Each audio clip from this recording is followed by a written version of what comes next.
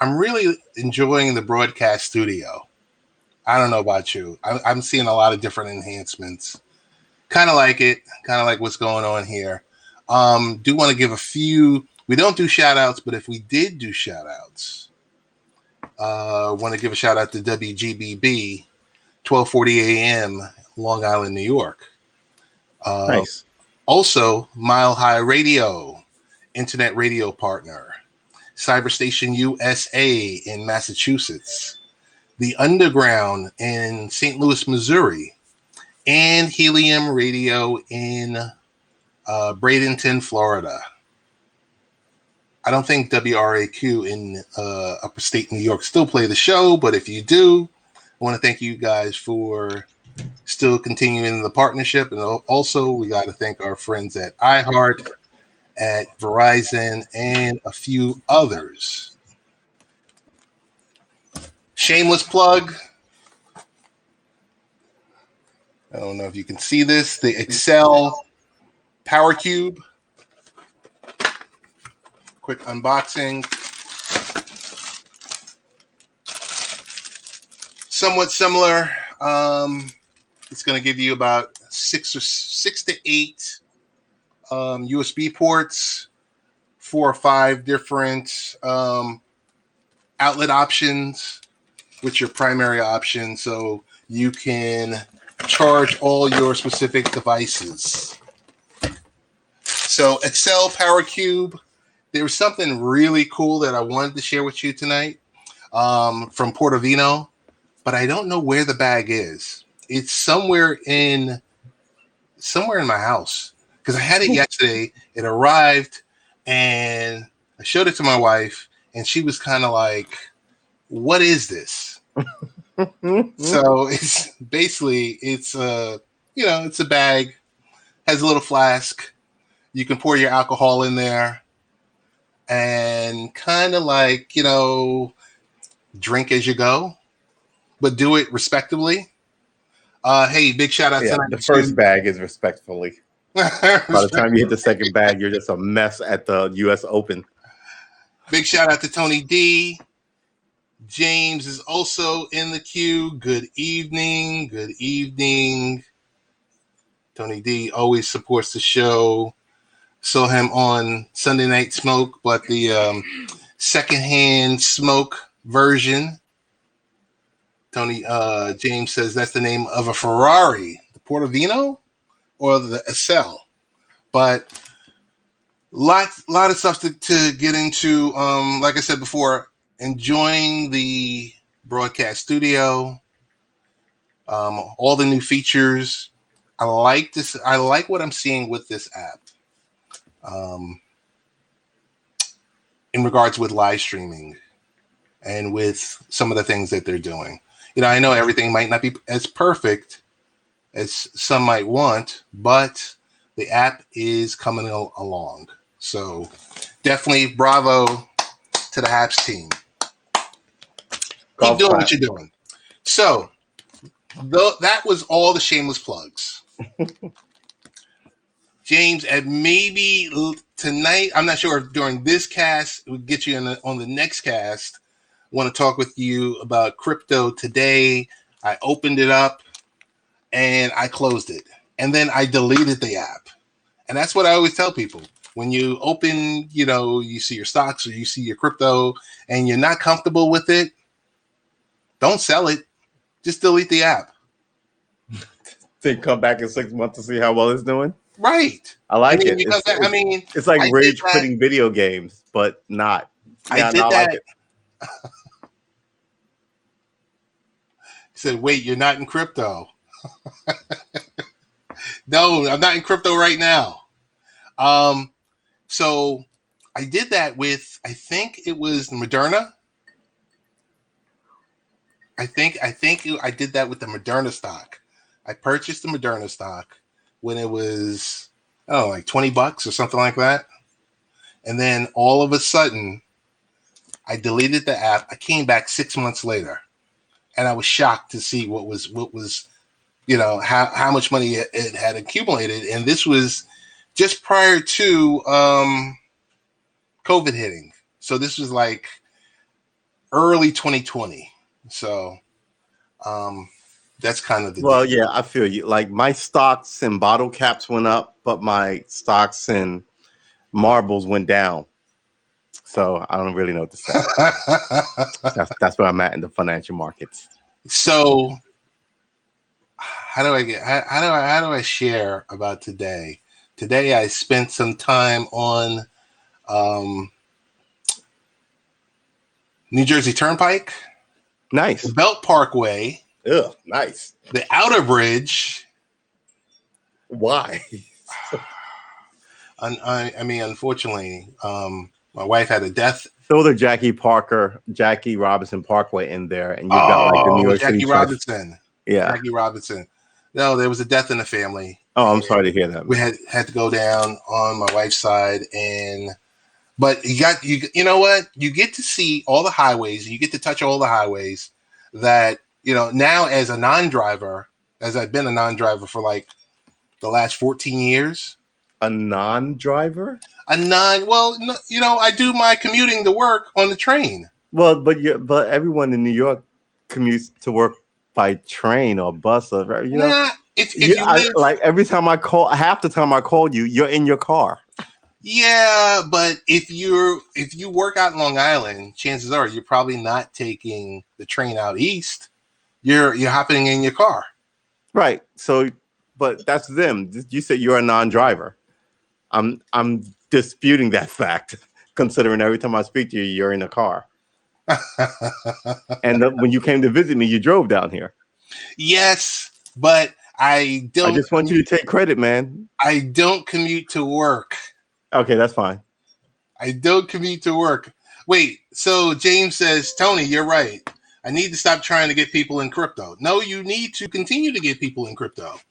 The education that you provided the other day was, you need to really put together classes, James, on that. He said, I'll just keep buying and sell it to you when you buy it way too late. Oh, all right. I can roll with that. So let's get into a couple of topics, and then we can invite a few folks up. I do want to do an additional shameless plug for Verizon on how to set up your 5G internet gateway. Now, for most people, when you hear something like that, you're just like, well, wait a minute, what's going on here? But it's bigger than that. I know. Hold you're on. as excited. Oh, wait, this thing is 9 minutes. We're not playing the full 9 minute. Okay, so here's what we're going to do. I'm going to take myself off the screen, you off the screen. Leave me on the screen. Ah, nice. Nice. Nope. So we're going to present. And we're going to go Chrome tab. And we're going to go here. And we're going to go boom. To get 5G home internet set up for all your devices. I'm going to walk you through the setup of your new 5G home and show you just how easy it is to step up your Wi-Fi game without needing to schedule an appointment or wait around. If you're anything like me, the first thing you want to do is pull everything out of the box, check it out, play with it, and just try to wing the setup. Please restrain yourself. It's not easy. I know. First things first, let me just quickly explain how this whole 5G home thing works. Basically, there's a 5G antenna somewhere in your neighborhood, or maybe even a few. That antenna is going to send a 5G signal to your house that gets picked up by the 5G internet gateway that will mount to your window or the wall closest to it. That device will then broadcast ridiculously fast Wi-Fi throughout your home. Now, before we get into the setup, check this out. When I placed my order, I also registered for a My Verizon account. This makes it easier for me to get through the setup and manage all of my different devices. You know there's no picture, right? Get out of here. Well, yeah. It was just a HAPS logo. Oh. Just audio. I was wondering, but all right. Oh, come on. Yeah. Really? Yeah. James, she said play with it. Stop. Wait, hold on.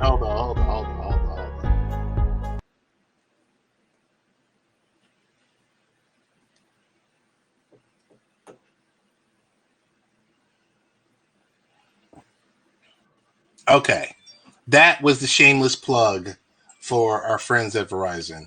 They're really pumping their 5G related products and the like.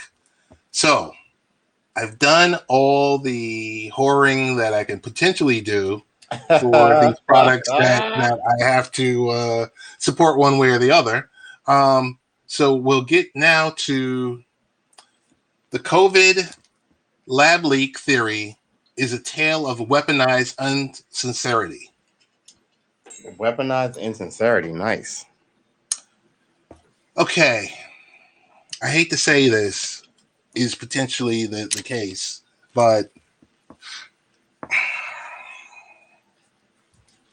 the origin of this virus is being man-made, the like, and stuff like that. Some other guy who used to be president was talking about that. He was saying a lot of things. Donald John Trump. Say his name. I won't say his name. But I'll give how you can you erase an American president? Don't play that game. They're like they sound like all the kids who got trophies. And MSNBC is trying to stay alive on like Donald Trump rhetoric. So at least say his name because he may run again. See what happens.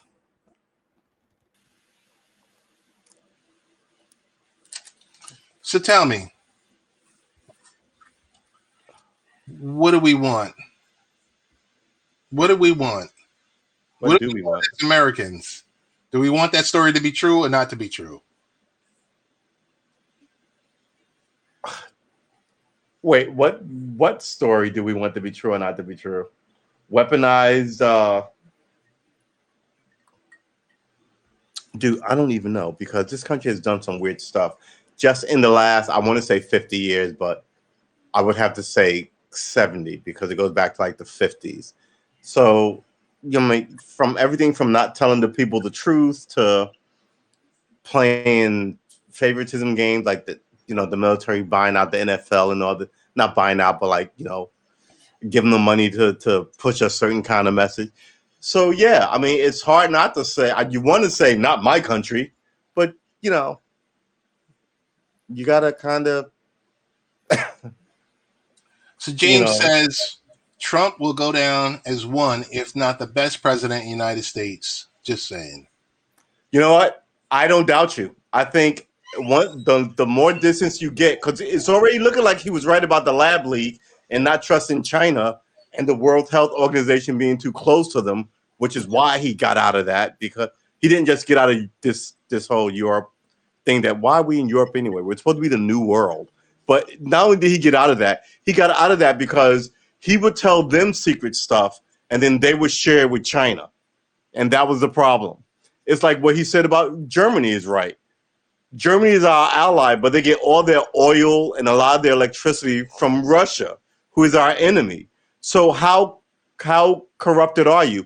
And now you see John Cena, the famous wrestler, giving a statement in Chinese about Taiwan, the country of Taiwan, right? So we Americans say it's a country. China goes, no, it's not, because they want to get their filthy hands on it. And now you have people here who they give money to saying what China once said. That's a problem. So you can go, oh, no. But once you start taking money to say what another country wants you to say, whether you're an actor or a singer or anything else, you are compromised. You know what I'm saying? And that's where we are now. So Trump was right about that. All this other stuff. Remember when Trump ran, they were like, oh, he's not going to win. He's sleeping with his daughter and, peeing on Russian prostitutes. And none of that came to pass, right? So here we are. They're still saying mean things about Trump as he's deplatformed and can't defend himself. And I told you on your last show, I think all this, we're going to throw Trump in jail is bullshit. You're never going to throw an American president in prison. Get over yourself. You're never going to do that. And what a likely, because he knows too many secrets. You're going to put him in what, general population with his Secret Service detail? You're being ridiculous. What's going to happen, though, is they're going to try and leverage all this energy against his family to make him stay out. They're going to do exactly what he tried to do with Justice Kennedy going, hey, your son's a fuck up. We will throw him in jail if you don't get off the Supreme Court. Allegedly, knock on wood, don't want to be sued by anybody. This is just what I think happened, my own opinion. I don't want to say it's what happened, right? But that's what a lot of people believe happened, and how Trump got. I mean, the Supreme Court is now what, 6-3? It's 6-3. never been 6-3. Who don't love? Who's conservative and Republican don't love Donald Trump. It was either 4-5 to 5-4. This way now it's like a heavy 6-3 with young justices. It's yeah. So we'll see what happens. I think the people in charge have put us too close to China, and so close that if they weren't sitting where they're sitting, they would be looked at by governmental agencies looking to put them in prison for being too close to our enemy. Why are we getting all our shit from China in the first place? You know, there's a question. Considering they're our enemies, so you're giving them money to buy bullets for your soldiers, essentially, if you look at it that way. I mean, unless we're never going to have a war with them, we can do business with China. But China is openly talking weird. So, yeah, this whole environment is just... The only thing I will say is, scary. If not so bold prediction, that gentleman is not going anywhere. He's not going anywhere. He's here to stay. I keep trying to tell people, presidents are not average citizens. They're the embodiment of the nation, right? Once you get that chair, Nixon with the burglar, he didn't go to jail, right? Some people think Clinton has young women issues. He's not going anywhere, right? The Prince of England, who is discredited, just was swept back into like the apparatus. Now he lives in a capsule and he can't talk to anybody. But he's not going to jail. You and I will be in jail on the hint of such an allegation. I heard you said something about X, Y, or Z, and there will be guys at your door. Whoa. I got to stop you. Right? There'll be guys at your door. I said nothing about anyone or anything or X, anyone. Y, Z. No, or X, Y, Z. Z. Oh my God, I don't want it to be. There's probably somebody out there named X, Y, Z, and like knock, knock, knock. But yeah, you know, it's that, you know, we're supposed to be the new world. We can't get over old stuff. We let all these old world people into the new system, and now the new system is the old system. You know, I tell people all the time, all the racism and hatred in the world generally comes out of England, right? They established it everywhere they went, and we're still dealing with it in the modern era. Why do they have such a good reputation? It's like, you know, your prom king being a date rapist, and everybody, even the victims, telling you how wonderful he is. It's bullshit. So yeah, I think the world is shifting. Excuse my language. I think the world is shifting. Nah, go ahead. It's already on the rails. You know, just like I told somebody 10 years ago, nobody's feeling Israel from what they're doing. And my friend, I don't want to mention Andrea Schulman, out in Brooklyn, she was like, no. I was like, you know what? The world is shifting on you. Everybody's protesting. That was 10 years ago, right? And now people are actually, like, Andrew Yang lost the mayoral race of New York because he pandered to Israel in a time where it shifted. And it had shifted, I want to say, a year ago. But the verdict is still out on Yang losing the but here's mayoral the thing. race. The verdict is still out. You have to wait until the primary. I think people want anybody but Adams. And Adams is super competent and right for the gig. He's a city kid who was a cop who came up through the ranks, sued the NYPD and the PBA multiple times for racist nonsense, right? And won.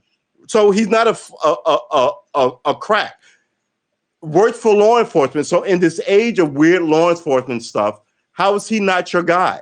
How are you going to go to the Asian Wall Street guy or the Black Wall Street guy or, you know, the teacher, God bless her, but the teacher, right? The man for the, but the forces at work in New York don't want him. So now the people want him, which is why he's a strong two. Even as Yang fell, he should have taken one, but now there's a Miss Garcia there, who I think was a school teacher. So, but he's still a strong two. you know, people are going, oh, anybody but him, and we're going to see how it plays out. When is the primary? The primary is in. Do I remember my New York City election? June 12th. Right. Unfortunately, I cannot vote because I don't live in the city of New York. Yeah, I can't vote because I don't live in the city of New York either. But I follow it from a distance. Very interesting. I follow New York City politics from a distance, like a admirer stares at like the object of their affection as they wander across like the college campus. I just sit there in humble appreciation of the clusterfuck that New York City politics is. So Memorial Day. What happened to Stringer, by the way? He's still in it. Is he we got it. We got to move to the next topic. All right, fine. I love New York City politics. Let's do it. Memorial Day travelers will pay the highest gas prices. Thank you, Joe Biden. Since 2014. I was on that road today, and my wife just left, so now I can, tell you how I really feel. We were on that highway, and it was jam-packed today. It's like, oh my goodness. The price of gas going through the ceiling. Yeah. There's no end in sight. $50. There's no end in sight. No. I mean, first of all, the gas that at least we in the Northeast are running on is rented gas because they didn't expel the people who held it hostage. They paid them off, which means they can come back. You know what I mean? Right. So, yeah. And I think it's up to so they can recover some of what they lost. The thing with the Colonial Pipeline is no different than the SolarWinds hack. They're not going anywhere. Yeah. They're still around. They're lurking. Yeah. But our leadership, our apparatus is so compromised. It hasn't been this compromised since what's that dude? Snowden took off with all that paperwork and went to Russia with it. Since then, it's gotten worse and worse and worse. And people are trying to hold him up as like some patriot. If he was, he'd be able to come back, and he's not. So this weekend, AAA expects 37 million people to travel. And that's an increase from last year, of course, because the deal with last year. But what about the year before that? Hang on. Let me see if I have that information in here. It says you're planning to go. That was the last normal year. 2019, I believe, was the last normal year. Last normal travel year. So what was those numbers? Because if it matches it, then things are getting back to normal. If it's bigger than last year but lower than that, it's still beyond. It's 22% higher than 2019. Oh, that's good. So yeah, people are itching to get out. If you're planning to go on a road trip over the Memorial Day weekend, expect to pay more for gas. Yeah. According to estimates from AAA, price of gas is expected to reach a 7-year high, averaging $3 a gallon. That's $3 at regular. Wow. Correct? That's not high test or premium or anything like that. Because that's like beyond through the roof. Everyday run-of-the-mill go-go juice. Exactly. Hang on one second. Today I saw a guy in the store wearing a hat that said, "Buck you fighting." Nice.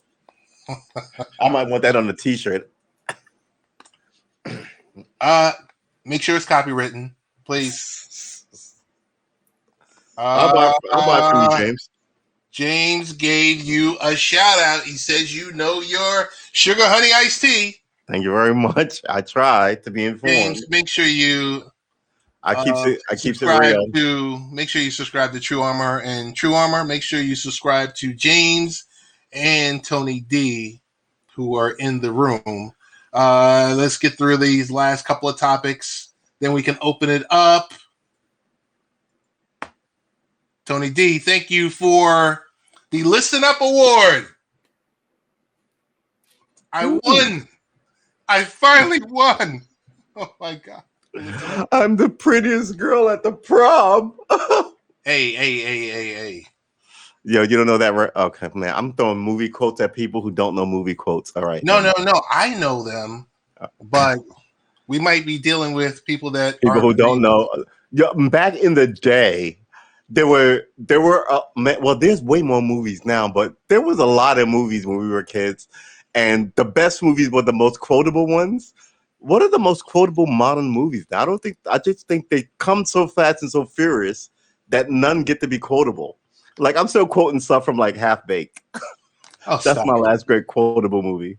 Can You we have talk about smoked the yourself future of retarded. construction? Yes, The future of because there's construction. no wood. Modular apartments, micro apartments. Cells. Yeah, prison cells. Yeah. You That you're going to pay know, $3,000 a month for. you know. I got a story to tell. American citizens, you are not subjects of a king. Don't let them do this to you. The deal is they're supposed to be good governors of what the fuck is going on here. You shouldn't suffer while they sit in splendor. That's Europe. That's not here. We don't deal kings. If you are bad, get out. We'll get that bus driver and he may be no more, or that nurse and she may know more, or that teacher. And James says he hasn't watched the movie in over a year. James, don't worry. At the end of this broadcast, we're going to give you Tony D's HBO Max login.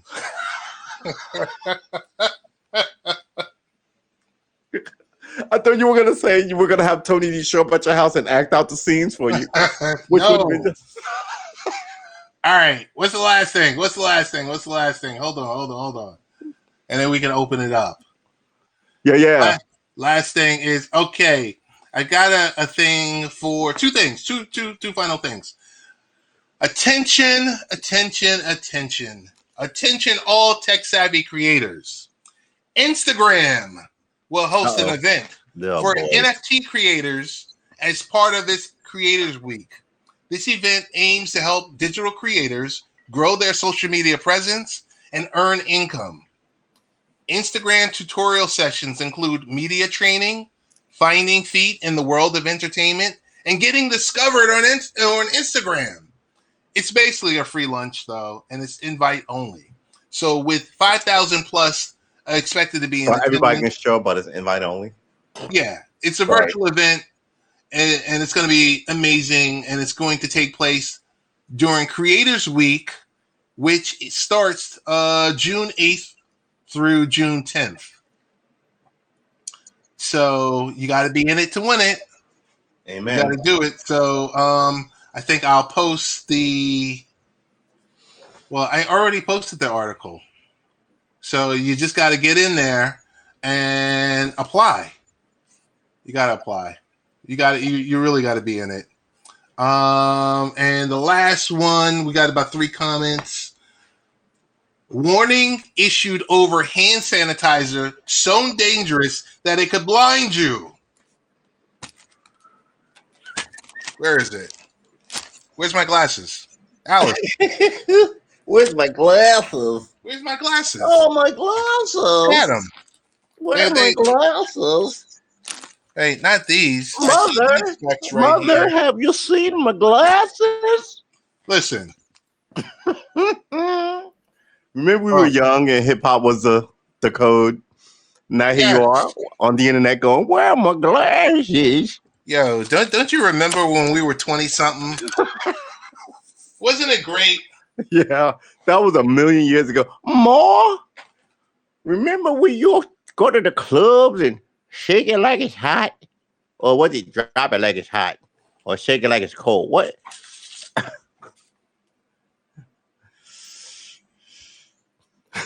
Oh my God! I got people. So listen, since the pandemic began last year. Oh yeah, Mama, shake it like you know I like it. Isn't it going to be so great when we're no longer we're totally not still talking about pandemic? It seems that everyone now has hand sanitizer within the reach, no matter where they are.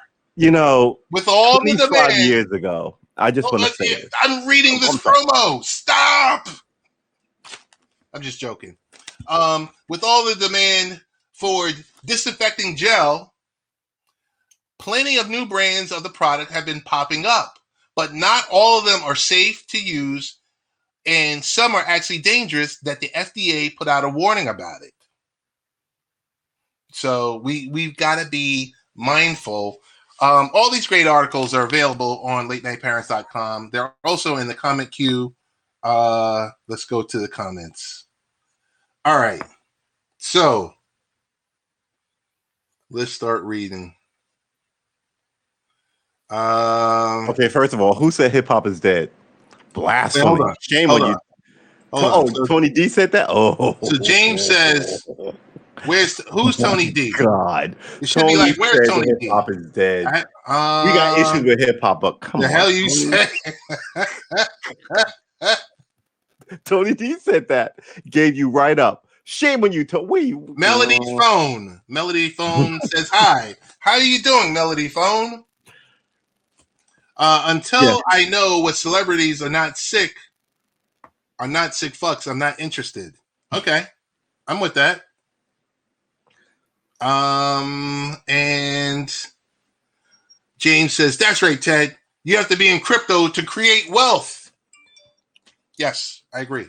Here's your problem. If the Alcohol. system is rigged, what makes you think you're creating wealth? Are you laughing at the blind? No, Melody, we're not laughing at the blind. Who's First of laughing all, at the blind? Wait, where did that come from? If What you did I had miss? my vision, What did I miss? if you had my vision, I'm looking for a specific pair of glasses. So it's far from laughing at the blind. Oh, look at Ted. I'm so rich. I've got more than one pair of glasses. I have a pair for Meanwhile, I'm over here with my monocle like a poor person. Watching TV and nighttime driving. That's what you get from staring at. Oh, here they are. There you go. Baller. Oh, man. There you go. Tony D says hip hop is dead. It's not dead. Dude, no. What we need is new hip hop people, because what they're talking about now, they've been talking about for 30 years. NWA brought it in, and it's perpetual. I think I said this to Ted. You've been talking about the club for 30 years, like it's church. It's not. Like what? The most interesting things are not. Everybody's making the same song, essentially. Everybody's making the same song. It's I'm balling, I'm badass, I'm the ghetto king or queen. I got money and you don't, and that's it. And it's just boring. It's not even interesting. Hey, Melody Phone, I don't know if you can see it or not. We just put your comment on the screen. Want to thank you for joining us, potentially being a subscriber and being a fan of Late Night Parents. Hey, Melody, why aren't you a subscriber? You don't like us? Melody Phone? Melody iPhone? Cool? Is that Melody Phone? They make some of the same songs just like they make some of the same movies. How many times are we going to see Fast and Furious? Thank you. 9 times. It's not Shakespeare. Stop it, people. It's just it's the slow degradation of the place. It's like the place was going up like this, right? But now it's a slow slide into the mountains, into the trees. And unless you pull it up, you can't go, oh my God, we have to save the environment when there's like 10,000 acres of trees left on the planet. You know what I mean? It's too late then. And we'll see what happens. So we'll ride it out like Slim Pickens. What is Slim Pickens? Who wrote The Missile and How I Stopped Worrying and Learned to Love the Bomb until it had this waving this cowboy hat around. It's just kind of like accept the inevitable, ride it out. I'm gonna smoke my J's. We got Tony D is now in here. I'm jumping in. Yo, all right, James lied on me. I did not hold on, Tony. James, get your ass up here. Yeah, because I got beef. I did not say hip hop is dead, and I refuse to have that lie put on me. James, me and get Dude on up here. Me and Dude got beef. He lied on me. Oh, hell no. And I'm a native New York. I will never say hip hop is dead. True, what's good, bro? James, you know it's late night parents. Right now. Hours. My son trying to go to bed, and I'm about to act up. Don't you ever tell nobody I said no shit like that, man? The fuck is wrong with you? All right. Wait, hold on. Melody Phone. Do you want to come up with us or not? Hey, did Tony? Not the dog. There you go. There you go. Yeah. Taking the dog. dog. I'm a dog guy. Did Tony D Won me say over. hip hop is dead? I did not. You lied on me. You Tony lied on D. me. Guys. Hold up. Guys, You lied on me and made your ball spot We never can all go sit back. together. We can't all talk together. What's going on here? You guys have an issue? He said I said hip hop is dead. No, it is not. I hope your beard is crooked. I hope your shoes are too tight. I hope your socks don't fit. The hell with you. Tony's just mad because his freaking song is as big as mine. Oh, What'd he say? What'd he say? What'd he say? I don't know. This has turned into a total sausage fest. What'd he say? Something about. Because Tony, you know I'm half black. Yes. Black from the waist down. Whoa! I'm coming. Hang on. You lucky my son's over there. You wait till he go to sleep. I'm all over your ass. I swear for God. I hope your hairline crooked. I swear for God. Guys. Oh my goodness. I'll be right here, okay? We can't hear you. Wait, James, we can't hear you. Yeah, I'm gonna turn up your No, he got his AirPods on. James, your AirPods are kind of low. Can you hear me fine now? Or No, we're still kind of we need more volume. Hang on one second. Let me hang on one sec. And my bad, Melanie. I'm gonna turn you up. I'm sitting here acting up a little bit. You can come on up though, for real. We open conversate with everybody. No, I put my volume as high as I can put it. Yeah, I just turned your program volume up. All right, am I good now? A little bit better. Yeah. For real. Do you remember that show on MTV where they used to like talk smack to each other and then they would go back and forth? Do you remember that? They were like, you know what I'm talking about? TV shows on. I think so. Tony would be great at that. Remember they would do like your mama jokes, you know? Yeah. Tony would be like, your mama's so fat when she wears a Malcolm X jacket, helicopters land on her. Old ass joke. Mighty Mouse is on the way. I'm not sure what that means. Come on up, Melody. Come on up, Melody. Yeah. We're gonna invite you. All right. No, Ted. Seriously, though, why aren't you in the crypto space, man? I'll be right here. Say it again. Why aren't you in the crypto space yet? I am in the crypto space.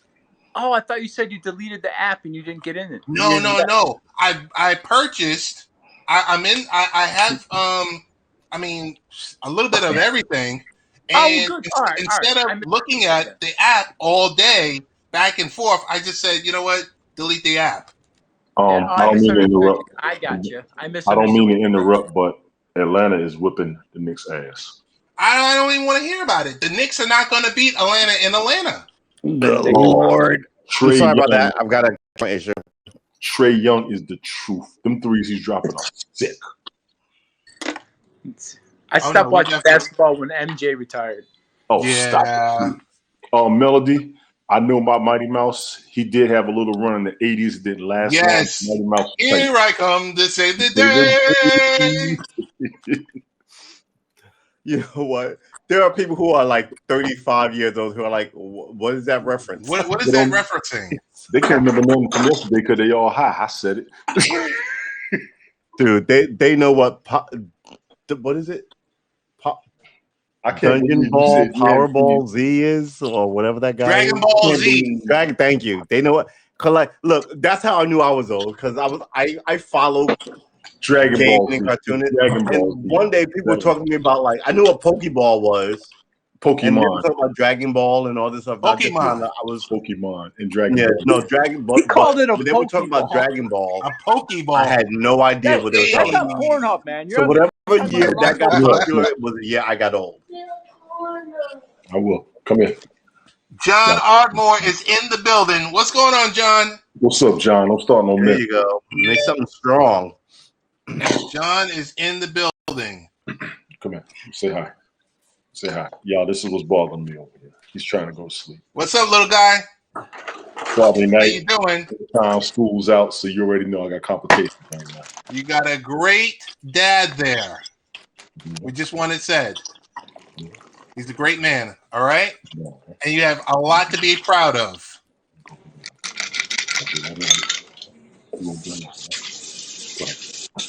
Tony D, True, James. I Late want to night share time. this story before my son walks in here. So my son is let's 13 do years this thing. old. Right. Here's the story of the day. My son is 13 years old. He went on a date. He had his first date. I like it. 13 already, huh? 13. Rite of passage. I like it. 13 went on a date at 4 o'clock at Dave and Buster's. At what time? At what? That ain't no date. Whoa. Hey, whoa. Hold on now. He's not going to the. He's 13, man. 14. He's That ain't 13. no He date. didn't know if he can get in Dave and Nice. Buster's What's without wrong with me. you? First of all, big ups to him getting a date at 13, 14 years old. Second of all, big ups for them going out to Dave and Buster's. Dave and Buster's ain't cheap. You trying to ball early. I already got them. Well, It takes 2 hours to get Dave to and Buster's is an another $100 a play. No, I think you're missing the point. I think the magic of this is that this is where 13 and 14-year-olds think is the hotness, right? You may go to the nice Italian restaurant or, I got swag. I'm taking her to Castle. She gets 2 burgers because I'm special.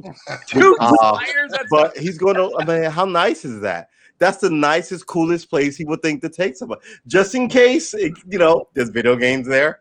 There's video games. You know what I mean? It's a smart pick for like a 13, 14. He's right.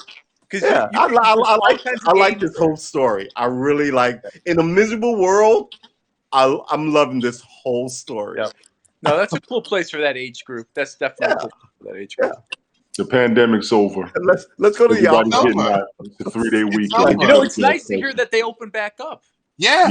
They opened back up, and I had to walk him inside for him to get in. Did you sit at the table opposite, or like opposite and back? There's alcohol there. Isn't that the way you do? They sit at one table, you sit at the table opposite and back. Opposite. Into the rear. And I usually put on my dark glasses. I don't have my dark glasses handy, but I put and my you don't talk to them because it's like, the glasses you got on right now, you like Tony Stark and Iron Man because it got the orange tint on that shit. I want you to talk to Friday for me real quick. You know what's another cool place for that? Macking on the waitresses. Where do you guys got Formula One? By where you guys live? No, not in New York. Well, not on Long Island. Mention that. It's a I got a homie, and we they're play electric though. They're electric Formula One racing cars. Yeah, inside track. They have alcohol there too, and it's fun. I took my son to a bunch of. I actually rented one of those Sprinter vans from like Enterprise to hold like 12 people because we had like 12. We had like 11 kids. Wow, that's nice. So is it for children or is it upsized for adults? Oh, it's adults too, but they got 2 tracks. They got one that's smaller for so the kids can drive. And then if you're at a certain height, I think it's height. Then you can go on the bigger track, but it's fun. It's fun. It's pretty fun, and it's all digital. So the laps are all by time. I guess it would be all digital, right? Okay. So you're it's not like you have to like be in front of them, because they stagger the starts. So you're going based on how fast you do laps, and that's how they determine who wins. Oh, okay, right. So not everybody has to be on the line at the same time. You could. Kick them off. Like, remember that movie Cannonball Run from like the 70s? Yeah, right. Everybody starts at a different like time. Remember Death Race? They did like a Cannonball Death Race with Sylvester Stallone was in that. No, he wasn't. No. Jason Statham. Death Race was Khan. Jason Statham and No, that's it. Oh my God, how old are you? Yeah, I think James Caan was in the original Death Race. Now I'm gonna have to look it up now. Sylvester Stallone was in it. Jason Statham and Tyrese. Tyrese and Jason Statham were not in Cannonball Run. They were in Death Race. The original Death Race was O.J. Simpson. Death Race. No, I'm talking about Cannonball Run. Cannonball Run. Dom DeLuise, Catherine. Dom DeLuise. I know all about all that. I want that Lambo still. Death Race. Remastered it. What's his name? Burt Reynolds. You know what? Sylvester Stallone was in Death Race. He was Machine Gun. No, he was I'll not. be right back. Yes, he was. Yes, He he was. was. It says it right He here. wasn't in the original He one. He was. wasn't in the original one. No, He not wasn't the in ori- well, obviously not. The original one was like 72, and he No, wasn't they famous remade. until like 76. God damn They it, y'all gonna remade make me one in Google the this shit. 80s, I think. Death Race came out in the 2000s. Dude, don't argue with me about No, films. I no, know that's the films new too. one, Tony. I'll do That's this. Films the were new my one. They first I remade watch. watched Death Race so many times. I got the bootleg DVD and I No, watched no, it. you're trying to watching the find the newer original. one. I'm talking about the older one. Which year was it? Right, the original. That's what I'm looking for. 80s, What year was it? like 80s, I think. It's Hey, 75. what you doing? 75. 1975 was the original Death Race. Hey, Are you Roger serious? Corman, right? Are you serious? Yes. Come on, Yeah. man. You know who was also in it? When I was a The guy, kid Kung Fu. in New Kung York Fu City, actor. every day there was a 4:30 movie, and it Young would show Grasshopper. all these movies from like the 50s and 60s, and like. But every day, the fourth and like them and They Live and like Yeah, I The remember They Thing. Live. I saw it like 4 in the afternoon I between remember like They in the Live home with school while I'm Naughty doing my Roddy homework Piper in it. before Yeah. my mom got home, and then they got like news heavy before there was like news at 4 in the afternoon or I whatever. did not know that was a remake. But yeah, I did it not made know me that. really want to Yep, be a it's a remake. filmmaker until the world told me you were not going to Oh, be a filmmaker. The one you watched, Tony, is shit. The original Yes. was way The better. original is better. Way Roger better. Corman. David Carradine was a star of it. Dystopian You know Murder what? The City. one in 2000 was good to me, So though. I good. did like it. Wait till you watch the old. It's already out there. Most of you weren't alive in the 70s. Hey, yo, Edward, I was alive. I was 72, baby. All right, bye-bye. Don't play. I'm So here there for was it. one. The original was 1975. Yeah, I see that. The That's when second I was one was born, 19. I'm sorry, was 2000, and the one you're talking about was 2006. Yeah, and they made about 5 of them. That last one with DMX in it was trash. No, just 3 of them. 2008. No, there's more. The new one, there's about 4 or 5 of them. Nah, you don't keep making movies like They you, do. you get like 1 or 2 shots. They just remade Dune, which I haven't seen, Hey, yo, Edward, you but supposed my to be Christian, my man. boy Don't do that. Edward, Nails stop keeps it. telling me to watch it. Edward, please stop. Hey, yo, When I- Edward went there on me. He went against the Bible on me. I was 1 year old in 75. Edwards. Wow. Jesus, Edward, come on, man. Edward. Everyone in here was born in the 70s. Right. No. Oh, all right. No. Who? No. Not true. No. Not I was true. born in 68. Oh, yeah. 68. Yeah. That's why I keep going on about the Black Power children and So you're 53. like the then, Black right? Panthers and all that shit. 54. By the time you guys remember history, it was over. I just want to admit that. So if you're born in 71, by the time you begin remembering shit, it's like 1975. This liquor I just poured is going to kick in a whole lot faster than normal. That's why I True had any Armor on knows me. his shit, No. man. He's been around the block. Yeah, I've seen it all come around before. Plus, So I you have a got- love. you Like, got years I on do it. this Cool. weird thing where if you True tell Armor me learned everything the from me. sky is blue, I will instantly go and look it up because I don't trust anybody telling me shit. So But I you have know what? this That's- weird patchwork of information. I used to drink in a bar and I'll argue lawyers about what they fucking knew, and I would tell them, "You know shit because someone told you this shit. Right. I know No, this he's shit right. because I lived through it and then I researched it myself. You know, I'm exactly. Abraham Lincoln with this bitch. Pretty much, Quite if you've been frankly. through it, you ain't got to research it. And you're a pod person, and then they go off and make $300 million a year, and here Right. I am. And we sitting here still talking the truth, and ain't nobody gonna pay. But I'm still right. Hey, if you can't get in argue the it. crypto space now, you'll be making $300 million Man, I gotta 3 to 5 research. But years. man, my guy Nels would Wait. love crypto. Hey, yo, Because he's Ted, a Ted. Time out. money tech economics guy, Yo, and Ted, I'm you said the sort of missus going, is gone, right? I'm getting Yeah, this. she's gone. Shut it It's down. on. It's Yo, on she was now. blowing me up today. I know it's on now. Yo, Right. she was blowing me up today. I mean, to Hey, the we point don't where I even was know like, that. okay. That's a little TMI. Oh, no. Big ups to the weekend blow. Hey, come on now. Oh I my lost a God. final Holiday cast for gift children. that keeps on giving. She was ripping me apart. It was just like, Oh my God. Too much details, man. James, you ain't shit. I'm sorry. Oh my goodness. I knew Ted was a wild one when I saw him first. I knew he was. I could tell. Oh Those my glasses goodness. gave it away. He was too calm and hiding it. But hey, all Oh, he's jokes aside, I've been happily, because I know my sister-in-law is watching this. I've been happily married for the last 23 years. Yeah. See, because you can't ever say I've been married for the last 2 years. You got to throw Happily in there, married. or there's It's drama. the best day of my life. Wait, that's Edward's Edward. line. Wait, Shout that's out to Edward's Edward. line. Shout out to Edward. Shout out to Edward. Best day of my life. Wait, let me tell you guys what I'm grateful for. Take your time. Wait, no, that's Michael's line. That's Michael's line. Right. No, hey, Edward, big shout out. Hey, thank you so much for the Appreciate Award. We appreciate you. Definitely blessings and love to you. Hey, like I said, everyone here is almost 50. Easy. Almost 50. Everyone here, Well, 75% of the room is almost 50. Right. so I am 50. I'm 48. 25% of the room is way beyond 50. Well, not way beyond, but I'm 50. I'm 48. yeah. I'm 46. James is 46. And True is I'm Older. 53. drum roll, please. I'm 53.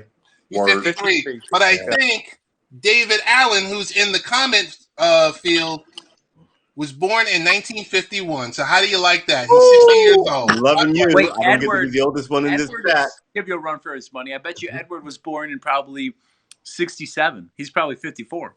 Oh, okay. Hey yo, let me give you a Edward news is Oh, he's 57. Wait, why are we going through our ages? Like, teen because girls. we've grown. It's Friday night. It's the What- holidays. I'm Couple of us I'm got not about hiding anything. I've got a Billy Ghost gruff of gray, so I'm not sweating it. But I'm just curious, why are we announcing our ages?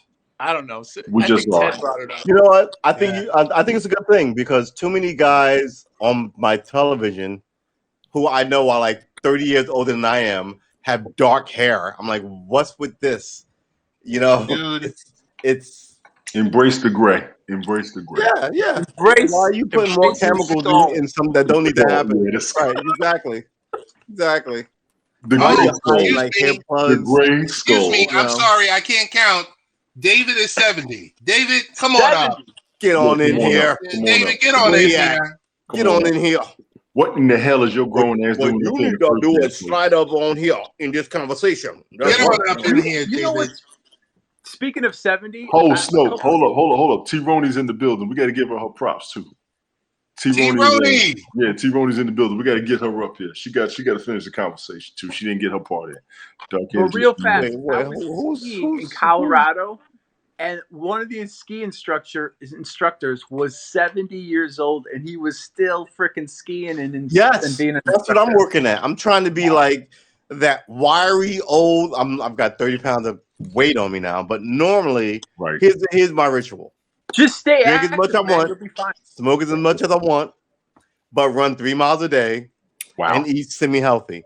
I and that's it. And like I would normally Are you when I was smoking on my cannabis game or run tobacco? like 3 miles, especially in the summer.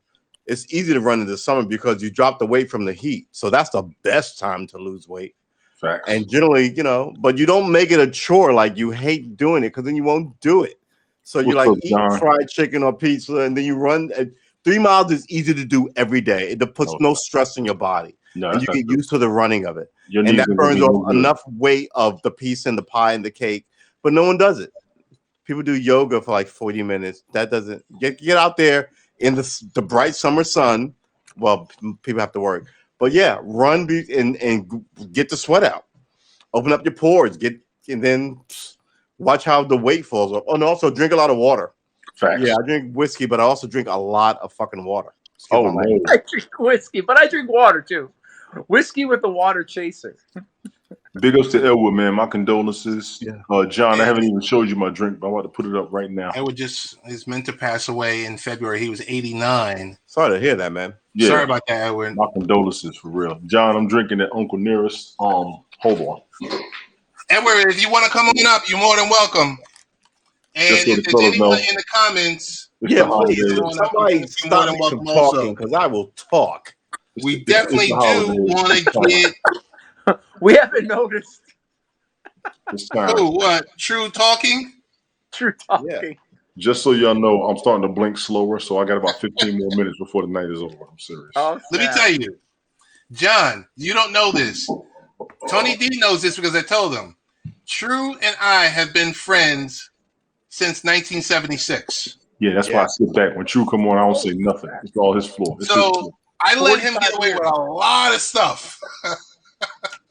Y'all go back like I do with a couple folks that I can. Yeah, we go back like receding hairlines. Oof. We go back like recliners. Y'all go back like We go back like time machines. We go back like history. Y'all go back like the Shmoo and Courageous Cat. We go back like throwbacks. That's right. That's right. Y'all go back like socks with stripes above. We go back like spines. Keep going. Keep going. We go back. What goes back?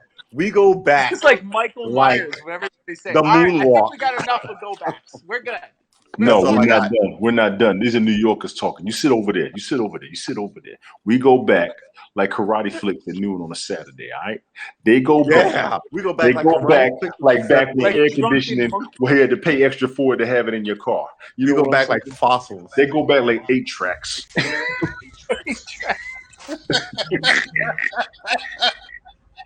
Wait, Tony, you never had an 8-track. You're not that old. I know about. Yeah, I'm 48. Man, bro. I remember 8 You're tracks, not the old. high I five. had an 8-track. Well, maybe. I remember I was not allowed to touch that high five. Thank you.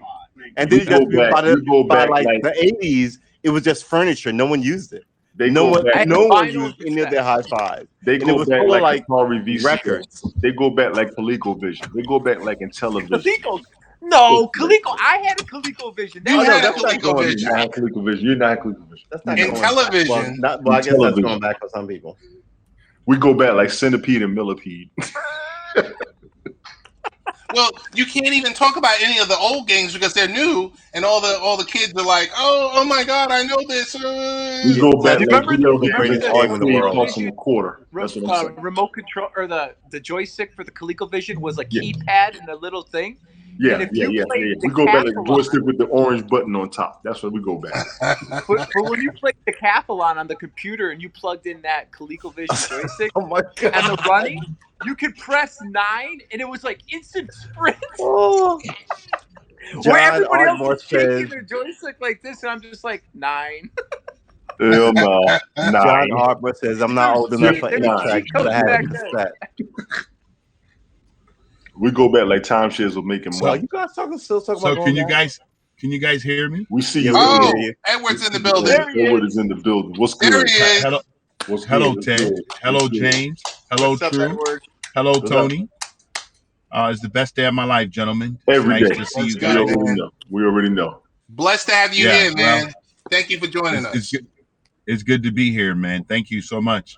It's very nice to hear you guys discuss ages. It's nice to be alive. Yes, it is. It's great. And you to know be what I alive. say? You know what I say alive is, right? What's alive? Always live in victory. The E stands for enthusiasm. It's entheos. It's the study of theology, God within. Entheos is God within. That's enthusiasm. That's where it comes from. I always live in victory. The E stands for enthusiasm. Life. Life is for everyone. LIFE. You got to always be alive and you got to live life. You said that to me with a bow tie on. I'm not ready for this right now. I know you're not, man. I'm trying to get you high on him. Oh, speak on it, Edward. Edward, don't listen to Tony. He thinks hip hop is dead. Speak on it. Your mouth. I told No. you. See, I told Tony You before. cuss in front of a holy man. You need to stop that. Yeah, Tony and I have had this conversation before, and I told him I'm already high on the most high. It's all good. We're good. T-Roney, why you ain't up here yet, T-Roney? We got to talk to you anyway. You need to get on up here, T-Roney. Go on, answer the join. Come on up in here. Don't But worry about I- the fellas. We got it. I'm gonna go down, But and I do. David is in. I just want to come up. Ted, and say hello. I'm getting ready to go and have dinner with my queen. She's also my baby's mama because I married her. Well, So you know it's all good. So I want everybody to know that my children were born in wedlock. It's a good thing. why you had to go there? I'm just saying, bro. It's a great thing. Hey, baby's wait, baby's mama. So daddy's no, how do you say that? Daddy's Day is coming soon. Am I saying that right? Yep. Right. Yes. Father's Day. My Father's Day. wife asked me last night, "What do you want to do for Father's Day?" Oh, you know I damn said, Don't well you, what you want to I do, don't even Edward. want to know. I don't even want to know. Bong chicka bong bong. That's right.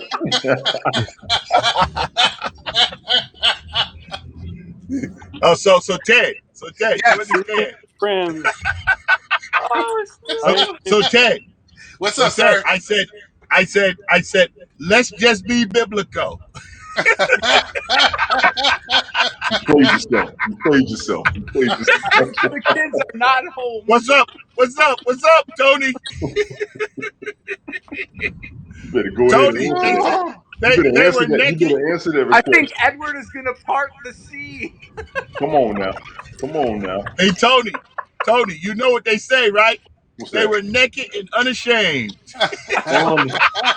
Capital on the capital UN. Oh, my goodness. Edward's gonna bring out his Moses staff. Yeah. Edward, thank you so much for joining us, man. Hey, no problem, man. I appreciate you, love your Tony. broadcast. Love you. Yeah. Love what you're doing Thank with you, this man. platform. Appreciate you, Edward, for Hey, real. we're just trying to stay focused. You know, there's already enough information up here. You guys are talking about things that you see, things that are real and honest. Hey, I have 3 R's. I think you guys know them. I'm going to say them again. You can receive what's being said. You can say, wait a minute, let me reason with it. I can reason with it. Or you can completely reject it, and your life will remain the way it is. It's okay. That's true.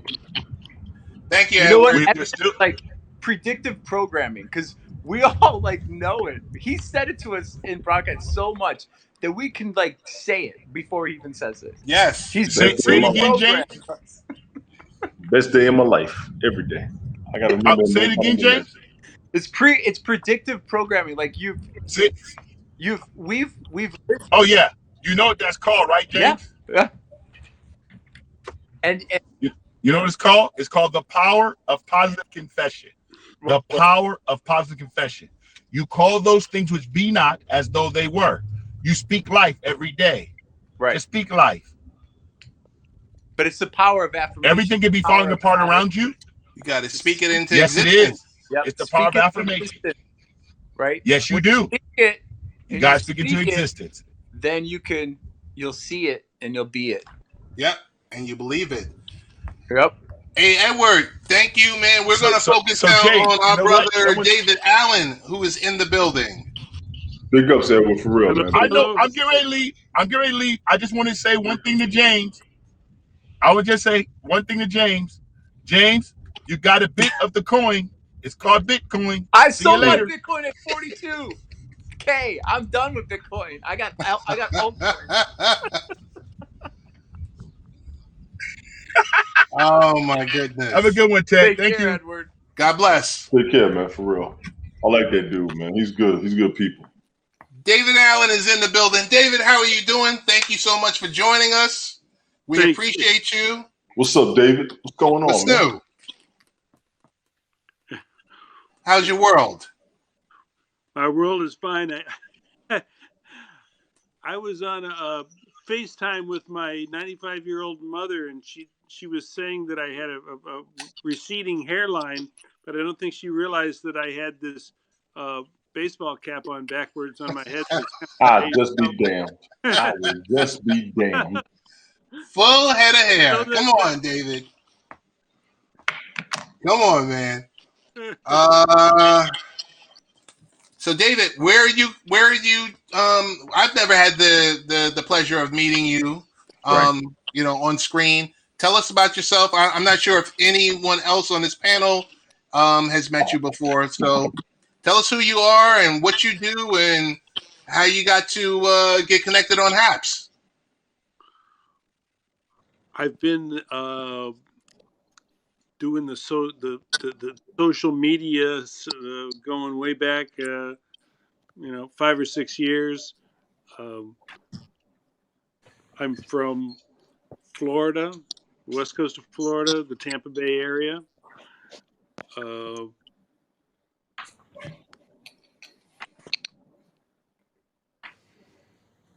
Is that a signal? Or did he pause?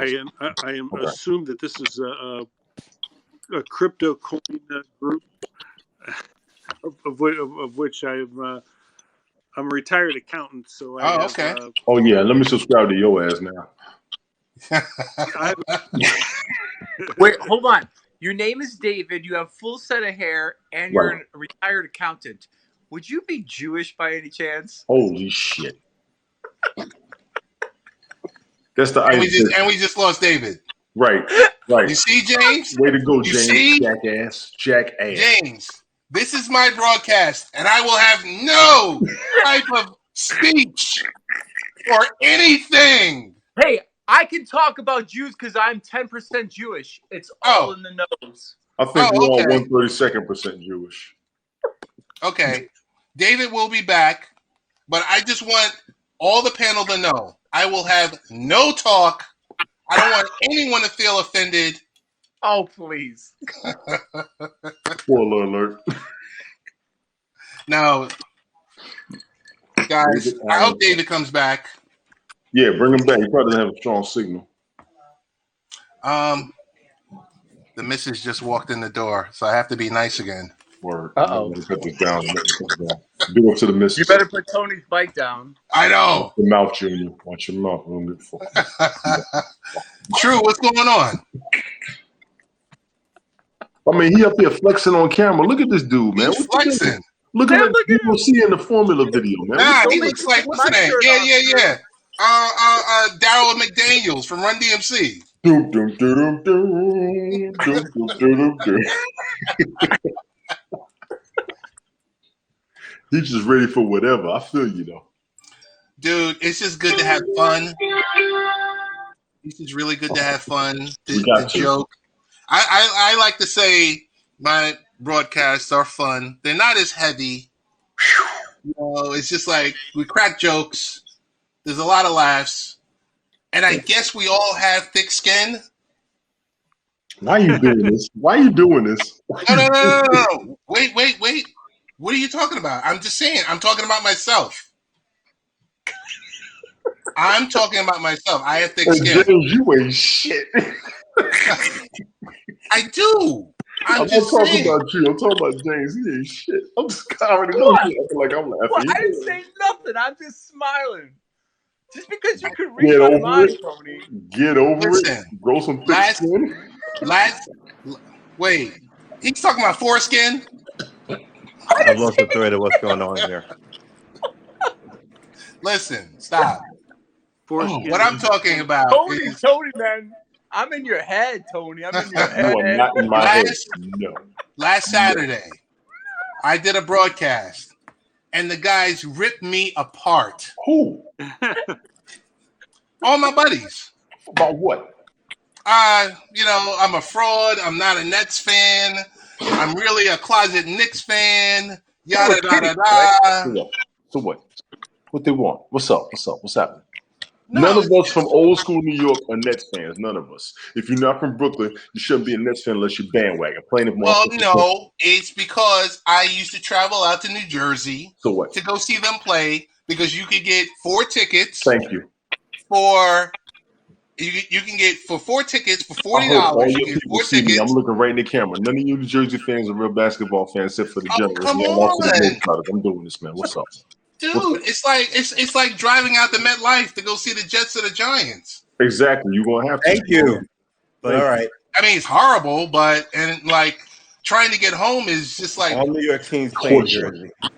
It's torture. Nobody went to New Jersey unless they were shopping for lower taxes. Except for the Islanders and the Rangers who play on Long Island. Thank you. Islanders and the Knicks. No New York team playing New York City proper. There's no Celtics fans here anywhere. You know what? John makes me sick. I just read what he said. I am too drunk for this shit. Between him and James, I cannot. Wait. What did he say? I gotta look at the comments. I can't see. Hold on. Wait, hold on. I'm not gonna I'm gonna let you look at it because that's hilarious. Edward is up. Edward says, "Thank you, Ted, for sharing your broadcast. It's also a pleasure. Also, blessings to everyone else on the panel. Thank you, Edward, for everything that you do for this platform. Seriously." What did John say? John says, I'm gonna just put that up on the screen. You might as well, because I don't even want to repeat this. I know. Your stomach started turning. I don't even know what to say. James is is it still the very trying to last figure it count? out. John is like, I'm out. Oh, gotcha. All right. We had a Oh. little bit of fun. I guess it's time to get serious. Oh shit!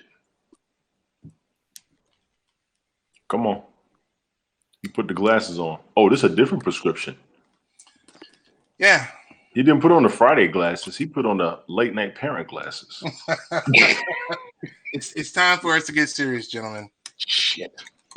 There's a lot going on Mm-hmm. in the Haps world. Oh fuck. Oh, the drama? You're not bringing that up, are you?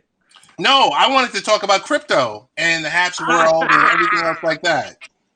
Make sure I got a full tank of my juice for this.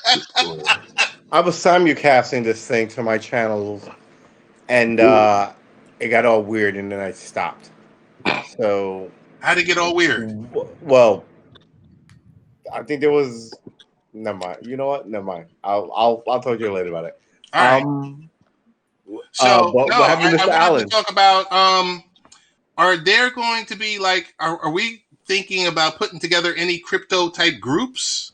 Yes, but we can't find a First platform. of all, for it. wouldn't you have to make sure you James start talk. with a group that knows basic money principles?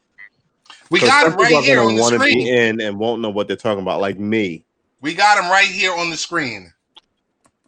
I mean, but shouldn't you have some? What's the old word would be proof that you know what you're talking about. The modern word would be a resume or every all the question things that you I know ask. XYZ. I'm going to be straight up with you. I've had detailed conversations with Tony, and I did a dry run with James on his broadcast. I'm I think last just Sunday. asking And because he I give you answered. my life he savings of answered- $12.48 and I loses it. I'm Well, going it's to on be you. going It's to not the covered what by are the those people? FDIC. No, but not the Truce treasury. is What are the people who watch Wall Street? What are those people? he's being cautious, and he has every right to be, and that's why I'm just people asking like questions me- that people should ask, and I always do. Exactly. There's no stupid question. What is You the- should who- always know what you're investing in. Who looks You up should the FCC? The FCC, right? Looks after Wall Street. FDIC? No, the FCC. No, the looks SEC. After, the FDIC looks after banks. Banks. FCC looks after Wall Right. Street The and SEC radios, right? looks is Am I the right? SEC yeah. Yes. FCC. Yes. Okay, I just want to make sure I was right. Yeah, I was you're see. I had to. Okay. I never noticed how weird that is. Why do they look after the radio and Wall Street? Anyway, so yeah, I don't know. Like I said, the rich get richer because they come up with the rules. But that's why you got to learn the game. If you learn the game, you Learn can't the play. game? Are you serious? Did you just say that? Yeah, he did. Yeah. In a Yeah, he rigged did. system, it doesn't matter if you know the game. The system is rigged. But there's that's the point of a rules. rigged system. Right? There's If I'm the rules. best pool player or poker player or tennis player, but the system is rigged, it's rigged. James. But James. That's why I like the crypto space, because the crypto space, and that's But why the crypto space isn't governed by, isn't backed. I don't know a lot about James, economics, micro or macro. You gotta let True Tucker himself out. But I just don't understand who backs crypto. Who backs it? That's the best. The American dollar, the American note is backed by the government. The Russian note mark is just German mark is backed by the Germans. You know, but who backs it? I just want to know. Well, that's the reason for the SEC lawsuit against Ripple, is because they need to start regulating this space, and they're not ready for it. The banks aren't ready for it, so that's why this lawsuit was put in place. Because all the people who run banks are like 80, and they don't know what the fuck the new land has. You know what? They're still flying biplanes. You guys are flying like rocket ships. It's the elite, it's the governments, and it's the elites aren't ready for it. The Right, private and sector, what they're going to do is they're going to buy their time until they can take it over. Yeah, but they're so advanced in this space that this is why this. And guess what? Just so you know, if you're paying attention, all the other countries, right? This lawsuit has nothing to do with them. It's limited to the United States. But why is every country holding on? You know why? because No, they're look, way this is how you slay this the is going dragon. to dictate You don't the slay all the tiny little dragons. You go after the big dragon, and everyone else falls in line. If you can get this over in America, all the other countries will do the same. But At least the true. Western countries will do the same. Do you know you don't realize that the last time we had a monetary shift was in the 1600s.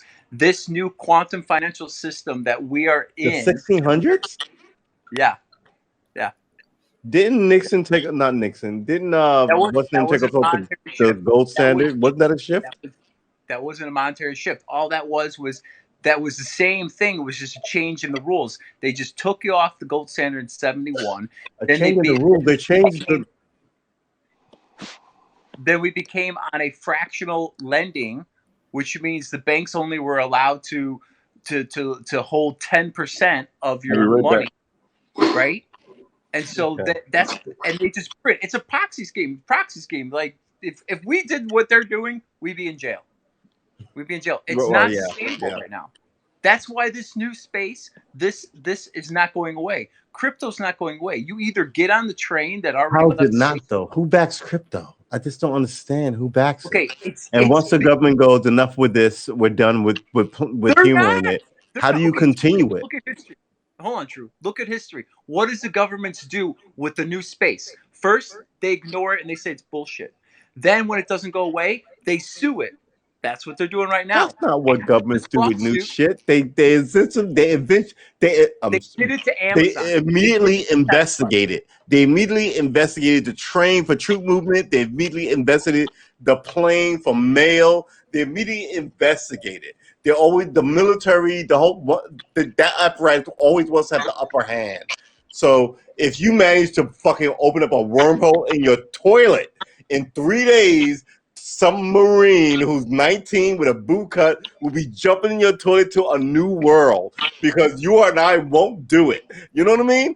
They are all about the new space. So I don't know about that. What do you mean they're all about that? You mean, yeah, they're going to adopt it. Yeah, because they want to own it. They want it. Once they get somebody who knows it, they buy him off. What like they do is not they buy either him off, but like they create their own, gave Edison a contract.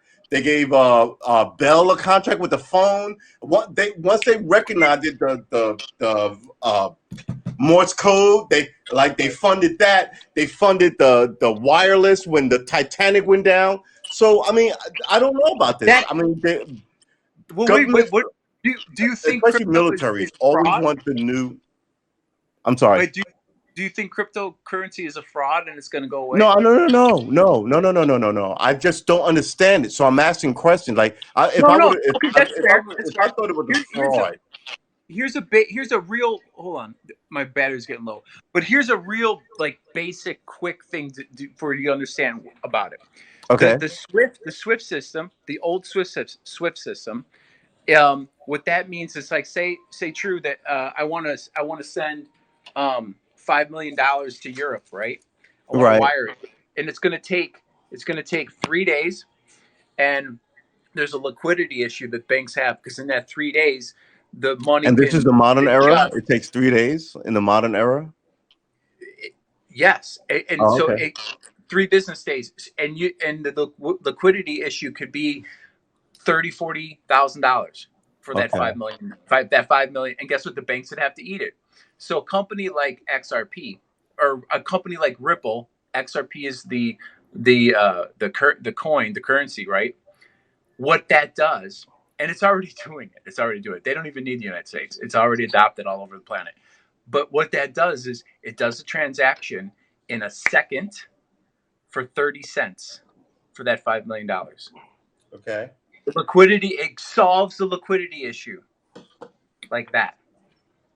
Do you understand? Now think about this. Okay.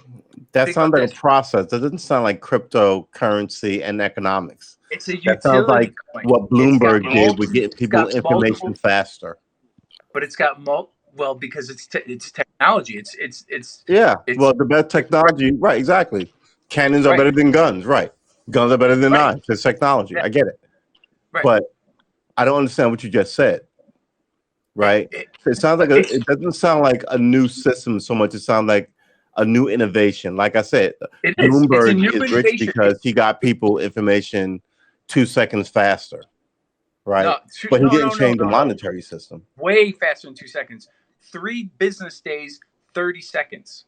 No, well, yeah, but 30 seconds. But it just sounds like a new innovation. It doesn't sound like new monetary policy. It just sounds like a new innovation. Well, okay, here's where the new monetary policy is. Blockchain technology. Now you know what blockchain technology is? No more cheating. I know less about no blockchain more than I do laundering about money. crypto. Oh, no, okay, I'm sorry. Okay. No, blockchain is part of the crypto space. This is how. So if I do a transaction with you on a blockchain network, right, Drew? You have the key, and I have the key, and guess what? The whole world has the key too. It's transparent.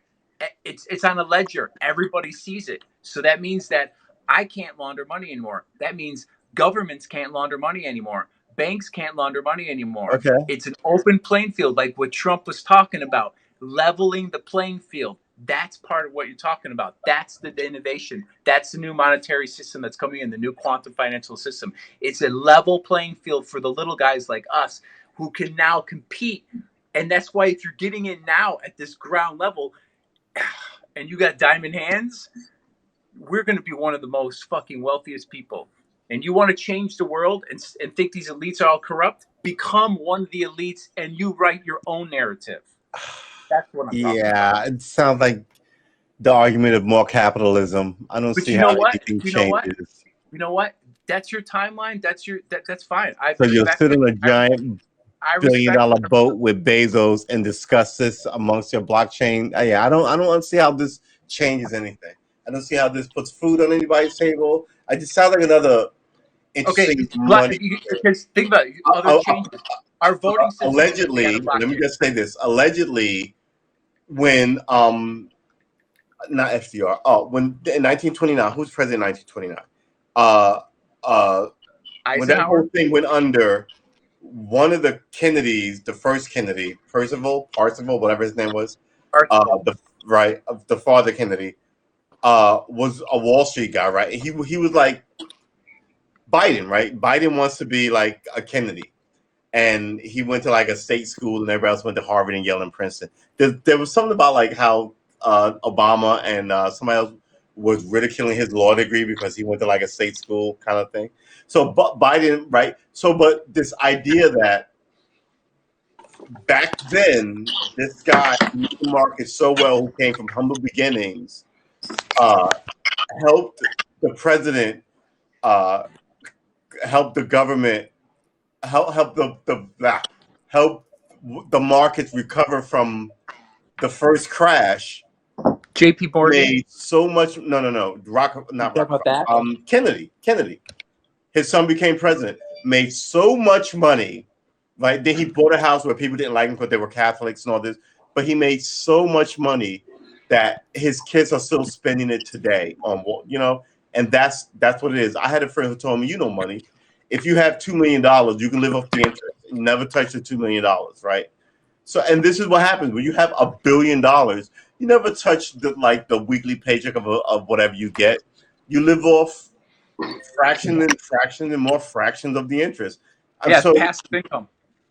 Yeah, and But that's what you want, Drew. You want multiple forms of income. You want revenue streams. You want passive income. You want to be able to get up and do whatever you want. Your kids get sick from school. You can at any time go get them from school. But go on vacation. How do you do that? Yeah, I agree.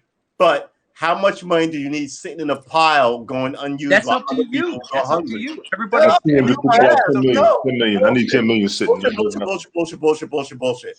What will end up happening is you crack the system and all hell will break loose. And then these people will be shoving whatever they can get into their Louis Vuitton luggage and jetting down to their private jet to get the fuck out of here. Because that's how countries break. The hungry will not be happy to be hungry and watch you buy a $1 billion yacht. It won't. It never has been.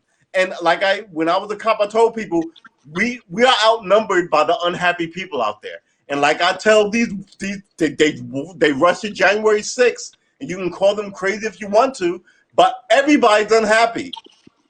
Everybody's unhappy. Time out. Get to a point where I'm sorry. Go ahead, Ted.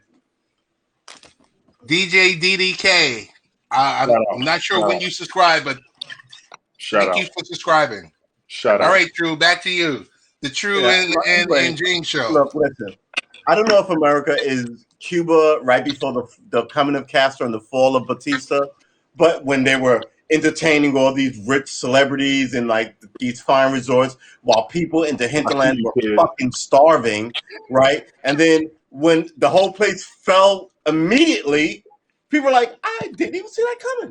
And I keep telling people, you didn't see Barack Obama coming. You thought it was Hillary's in a lock because people were unhappy. They were like, we're going to give the fucking black guy a shot, right? And then you didn't see Trump coming when they were like, we're fucking done with the black guy. Let's give this guy who doesn't take bribes from everybody, let's give him a shot.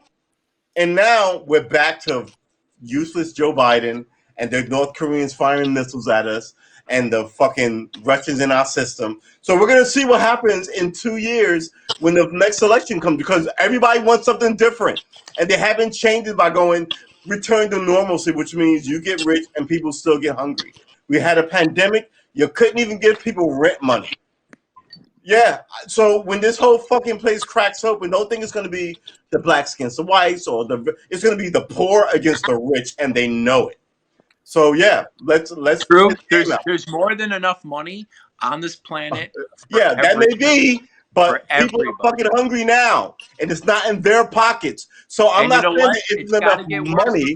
I'm saying the people don't have it. So I don't care if there's enough money in Jeff Bezos' But that's done intentional because that's done intentional. That may be.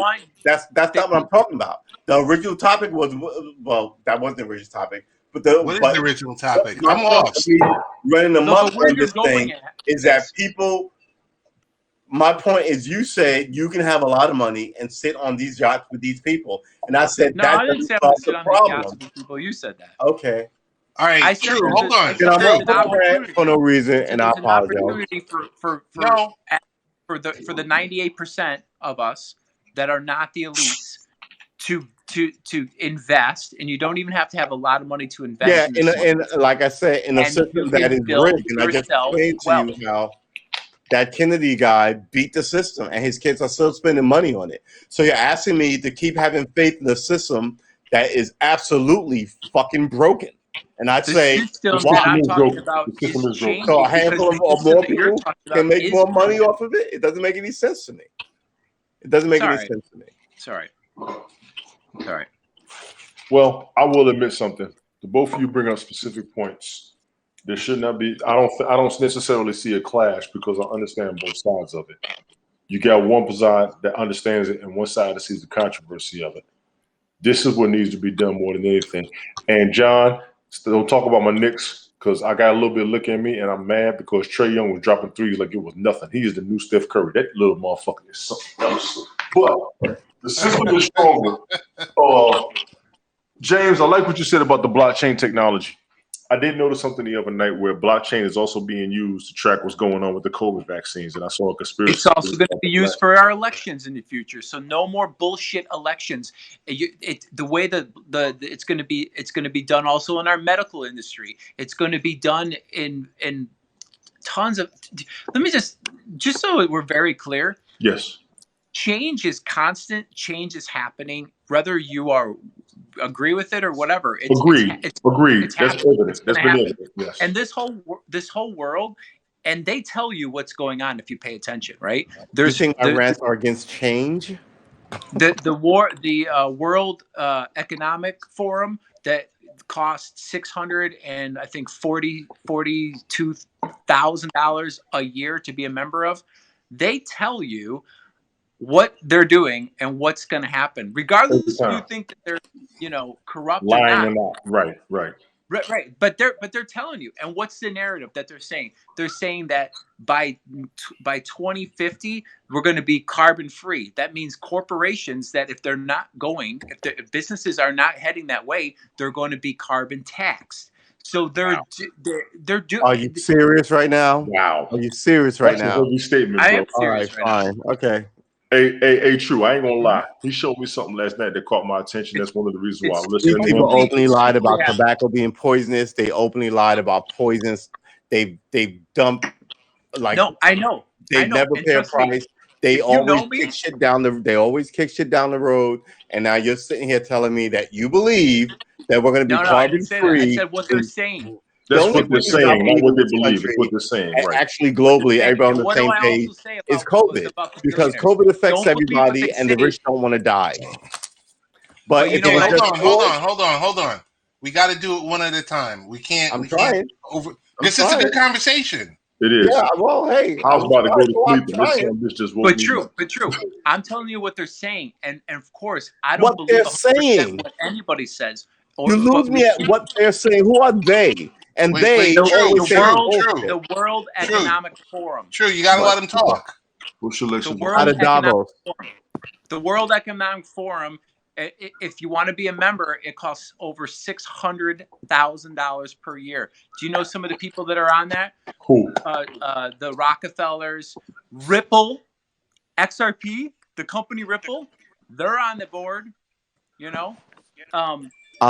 Again, why do I care who's on the board of this company for rich people? Because how are you winning these over with your people argument? dictate your life. They dictate your finances. They dictate the world finances. They dictate what happens. So that's why you care. That's why you care. They are doing. Well, I know who dictates my life and what they're doing, which is why I'm arguing with you. Your argument was get in the market and make a lot of money, and you can sit with them and have this conversation. And my argument was, once you can sit on a giant yacht with them, you're just like them.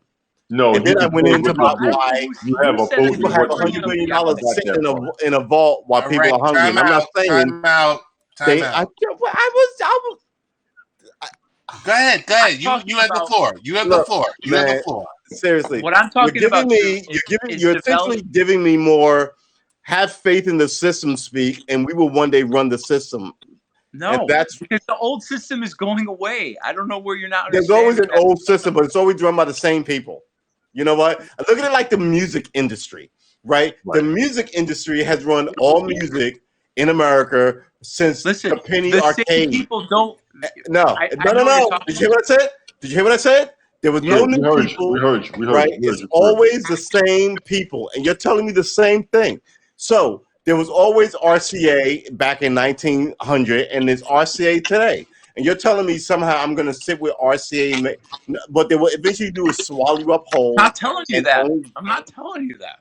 I'm telling you that there's an opportunity to get in early, just like the early days in a rich system. Days of oil, the early days of when Ford was deciding to build Model Ts. But that was one guy in his garage building Model Ts who took a flyer on a bank loan who didn't want to give it to him. And he had to go in there in his best suit and convince them to give him money to start Ford Motors. Are you kidding me? And then it's like you're missing my whole point about what is your whole point? Because they're telling me, I mean, Dad. Go ahead. I'm sorry. What's your whole point? Go ahead, James. Go ahead, bro. My whole point is there's an opportunity for us little guys to invest when you don't even need a lot to get in a space, right? Okay. And create wealth. And if you keep educating yourself on it, like so your point is there's an opportunity for the little guy to get in a space and create wealth. Generational wealth. This space is this DeFi space. We don't even really need banks anymore. Is where this space is going. Banks are almost done. You're right. Banks are almost. I mean, banks are almost done. Yes. Decentralized finance is about to blow up. I am so where are you going to keep your money? Blessed to be in this timeline. Where are you going to keep your money? Whether that bank is online You and I have had this mortar, conversation. how are you going to get rid of banks? This conversation. We got this.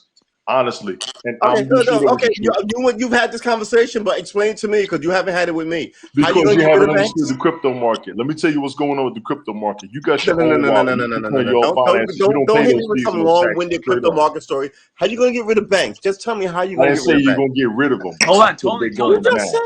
Do you know what banks are going to become? True, banks are going to become completely service-oriented to you because they want you to come to them. Why do you think they're going to put crypto in your accounts? They're going to put wallets in your account. They want you to buy the shit from them. They're going to be service oriented and they're going to be just charging fees. It's just going to be fees and service. Just because fees and service. That's from it. your mouth to Because God's they know ears, we man. don't need you. They know From we your don't mouth need to them. God's ears, this whole thing sounds ridiculous to me. You got to check it. It's officially openly ridiculous. You got to check it, That's bro, right. for That's real. right. I'm You not got to see what's going And I on. don't even know What did economics, I like I say? said, but Do your own you research. can't Do your answer own my research. questions as Don't a believe layman. anything I say. Don't believe anything I say. Do your own research. Now, straight up, for real, the decentralized finance is not controlled by any one person. It's controlled by a multitude of people. The question that you will be correct at is, who are those multitude of people? They're trying to tell you that it's everybody out there. The government. Into it, but we got government adjuncts. because that's what we've been Like taught. We've been taught private that one banking person and one fucking- entity controls it. Most That's what we've been taught. of the What is control is changing private right sector. now is it's a multitude of people running it. It's going to be a group collective instead of any one specific entity. That's Exactly. what's going on with the decentralized finance. And I'm going to tell you straight up. It's always a group collective. The banks have a fucking council, like a charter, like The banks have a council, the and National Economic Council. They're all banks, so people who The can. banks are scared shitless right now. Let me just Yes, tell they you. are. Well, all right. Well, And we've all scared been taught shitless. banking. We can't think outside of banking. That's the change that needs to be Okay. made. That's All just right. being straight up.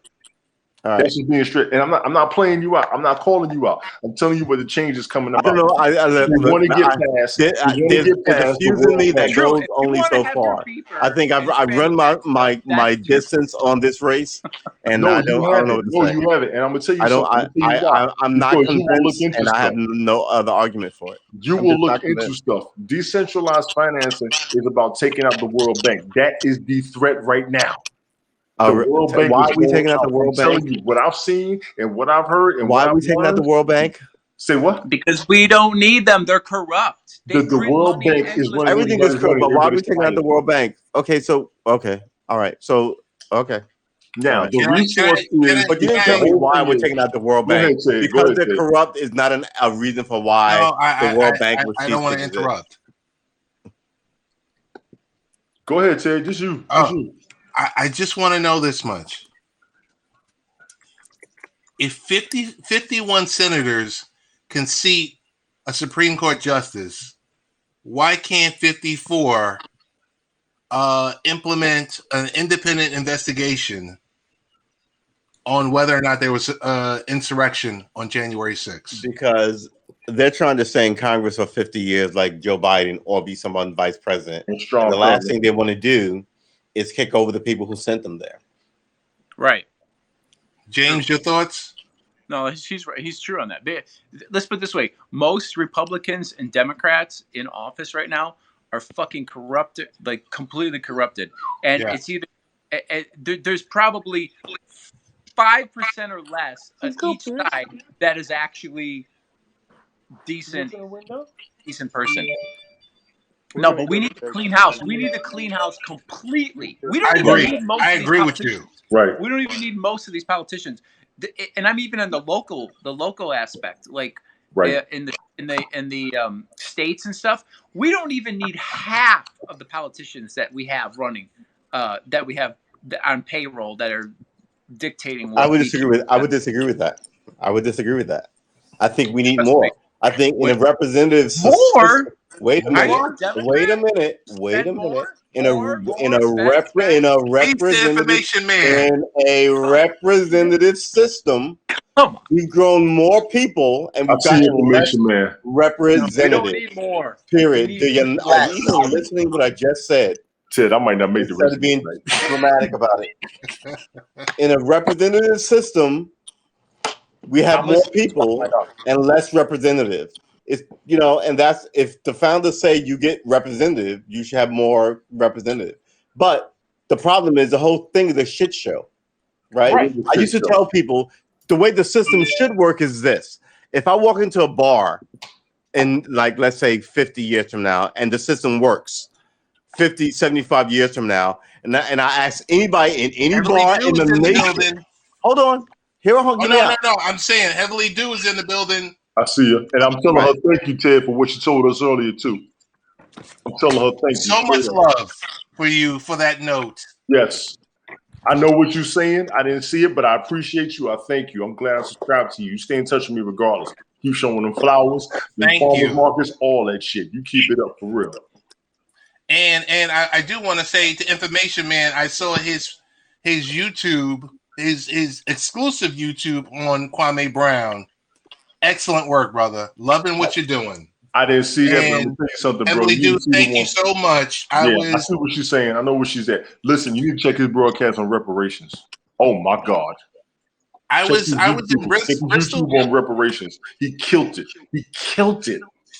I was in Bristol, Pennsylvania when I saw that message come up from Heavenly Dew. So thank Right. you. It did touch me. I know what she's saying. I know what she's saying too. We good. We good. I'm not gonna hold you up, man. I'm about to go down because this liquor's kicking in. I just took my meds. I ain't gonna make it. Gentlemen, y'all please keep it going for real. James, you know the facts. True. I know what you're watching on for real. Both of y'all do me a favor. Y'all listen to each other and hear what's going on for real. The old is going out. The new is trying I to know, come but in. I It's a just matter I of what's just going on. want everybody to be able to participate in this. I know you do. In this And the door is opportunity, open man, for 'cause everybody this is not to going do to it. happen anymore. The door It's is going to go open away, for everybody to do it. We got to and you're change our going to be old like mindset, regretting you which didn't is get where in. True is at. I got where he's at. You got to realize the old mindset to fix it and change it. I know. James is telling and showing what's going on, and that crypto market is the first step to what one change that people want to make more than anything. And I do mean everybody. I'm asking both of y'all, hear each other out, compare notes, and bring it together for real. Ted, I'm about to turn in, bro. I ain't gonna stay up tonight. I appreciate you as always for real. Hey, you got True. an early Saturday tomorrow? Yeah, I do with my son, and then I'm going to try and come on tomorrow night. But I got to get most of what I got to get done tomorrow knocked out. Plus, I'm half lit. I can't All right, talk. No. I know. Hey, one thing I need to I'm know from squinting. you. Look. I don't want to call you out, but I was texting somebody. I was squinting the type. I'm taking my ass to bed. The hell with this shit. No. Hold on. One last time out. Do you have anything scheduled for tomorrow? So I need to know.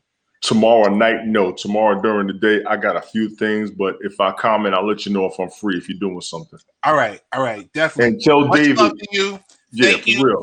for everything that you've done for me. Man, I appreciate you for inviting me. And tell David Allen down there, whenever he get a signal straight, we need some input Yeah, from David him. Allen, who's 70 years old. Big Yeah, shout out to him. I need some input from him on his past, and I want him to look into a few things. David, if you can hear us, you hearing this crypto talk, do me a favor, dig as much as you can and bring some light to what we got going on as far as our misconceptions. Heavenly Dew, I swear, I promise you, I know what you said, I know what you were saying. I want to thank you for looking out.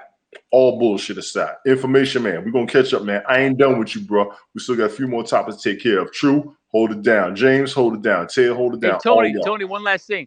Yes. I love you, brother, and just stop talking smack about hip hop. All right, it's not. First of all, I love you too, but you are not my type. Go to hell head first on the Japanese bullet train tied to the front with no bridge going down into a volcano, you son of a bitch. I'm out of y'all, man. Y'all take care, though. For real. Peace. All right, one love, man. Hey, Tony D is out. Heavenly Dew, if you want to come up, you're more than welcome to. If you don't, we understand. Information Man, if you want to come up, you're more than welcome to. It's an open platform tonight. We got through a bunch of topics and everything else like that. So basically, it's James, True, and myself talking about crypto, talking about these corrupt politicians, talking about life as we know it. True, there's no, I will tell you, your debate skills are up there. You're on mute. True, you're on mute.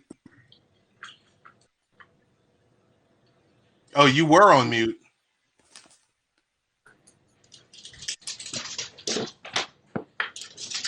Can you hear me? I'm sorry. Yeah, I can hear you now. I've got two mutes happening. I'm sorry, my debate skills are bad. I'm sorry. No, they're not bad. I said, yeah, I love your debate skills.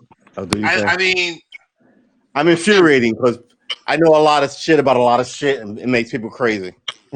It's tennis that people don't like to play, but I like to learn. This is why I'll walk away. I do too. I want to learn too, but I also want to help out people too. But yeah, like you sound like I like the fact.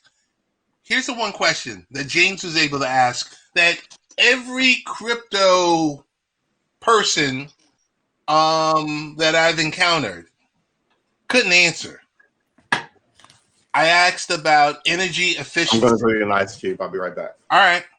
I asked James. James, I asked you last week. You were the only one who was able to answer any question on energy efficiency with crypto, and then going That's why forward. XRP is so. It's there, man. But They're the so cross. tell me this. Help me out, because all these so-called crypto people, but they can't answer that key question. Why not? I don't know. I mean, there's a lot of people because, like I said, I made it a point. Like I got into the space in 2018, and I started investing. And the end of last year, beginning of this year, like November, December, I made it a point. I was like, I got out of gambling and sports. I mean, I was successful, right? But I was like, you know what? Did you pull my cord? I was like, but you know what? I need to educate myself. I need to educate myself in the crypto space. So I made it a point, instead of wasting my time on other stuff, that I would you know, every day I watch podcasts, I watch YouTube videos, I read articles online. When I'm driving around, I don't listen to music anymore. I'm listening to information. I'm just because the space is so it's changing constantly, and there's so much information on there, and there's a lot of bad information out there too, because there's a lot, like you're talking about. There's a lot of people out there that they're just, maybe they got lucky and they bought like they made some fast money on like a shit coin, like one of these meme coins, like Dogecoin or something like that. And you know, and now they think that they have a voice, and they're on YouTube and they're saying things. And I'm not, you know, there are some really good people on YouTube that So James, I gotta cut you off. Who are your go-to people on YouTube? The wind has picked up by the storm. One of my favorite. You know what? Just so I don't say their names right, I'm gonna go to my YouTube here, and I'm just gonna read you off their names correctly. Okay. Hold on, let me just go to it. Because I think for me it's BT Blocker or okay. So one of the ones I love is digital prospective. Okay. He's awesome. Another good one is DIY investing. DIY investing. He's awesome. Crypto Cito. That guy's really okay. Crypto Cito got into space in 2017. He travels the world to 30 plus different countries, just you know, accumulating information from all. He's at the level now where he's you know, he's just doing whatever he wants in the space, and he's a great source of information. He's good. Who's another one I have? A blockchain backer. Blockchain backer. Blockchain backer is good. Who else? The wind has kicked up something fierce. And CoinDesk. CoinDesk has good information. It's almost like a news outlet for the space if you're on YouTube, you know. But also on YouTube, the World Economic Forum. Follow them. Follow the world. You know what I'm saying? They have videos all the time, and they're talking. You know, I mean, a lot of it's boring, but it's you know, economics is boring. You know what I mean? You know, it's like, and the Flare Network, they should be out next month sometimes. Okay. They have a YouTube channel. That's exciting. I can't wait till the Flare Network comes out. That's going to be really exciting. Go on the website, flarenetwork.com, and just educate yourself on what it's about. It's going to blow your mind what's coming. Cool. That's really cool. Something that's not related. I saw Acorn is going SPAC. What's your thoughts on SPACs? Do you have any Any thoughts on SPACs? Is it the hype? Is it because You know what? You know what I say about hype. No matter what topic you're talking about, you. I'm gonna probably say this wrong because I've been drinking, but it's you. Who hasn't been drinking? I know, right? I know. Just jump on I have into to it. I have to consciously think for a second and take a pause before I speak. But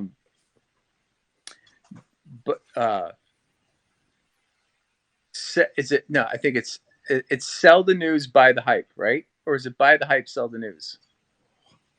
Now I'm thinking about that. So what you're talking about is the hype, right? right, What is the hype on anything? It's people flooding a space, right?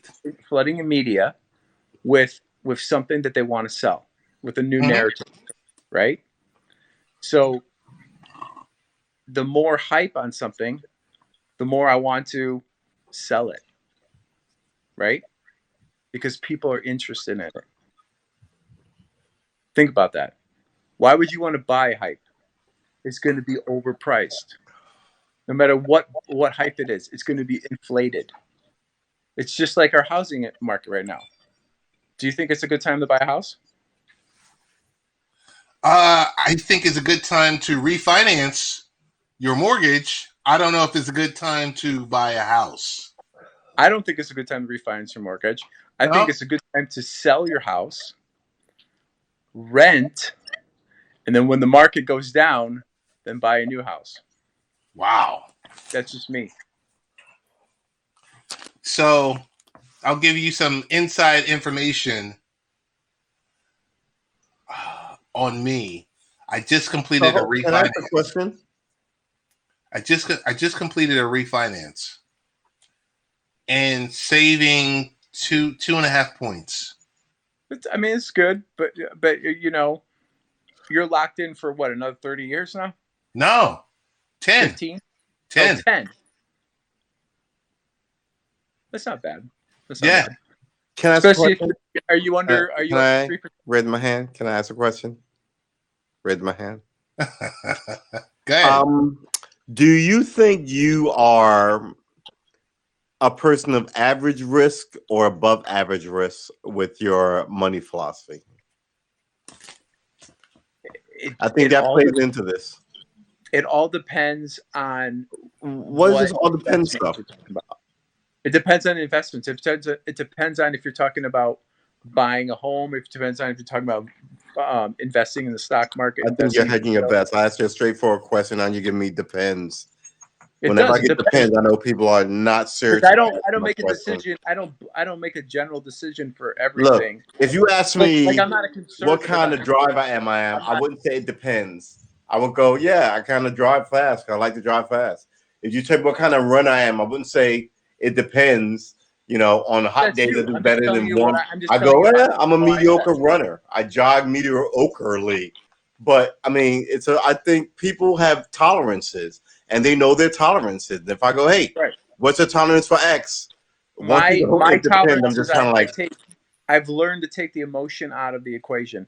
So when I invest, it has nothing to do with emotion. It has everything to do with emotion. acclimation to the environment that you deal with. Emotions to dictate your decisions. All right. Okay. Guys, I have a 20-pack of Depends in the back, if that matters. I knew it. I was thinking that. I knew somebody was going to go there. I almost went there, actually, but I was like, nah. Oh, my goodness. Yeah, so Captain Rehab, I just bought a condo and paid less per month than I was renting and building equity.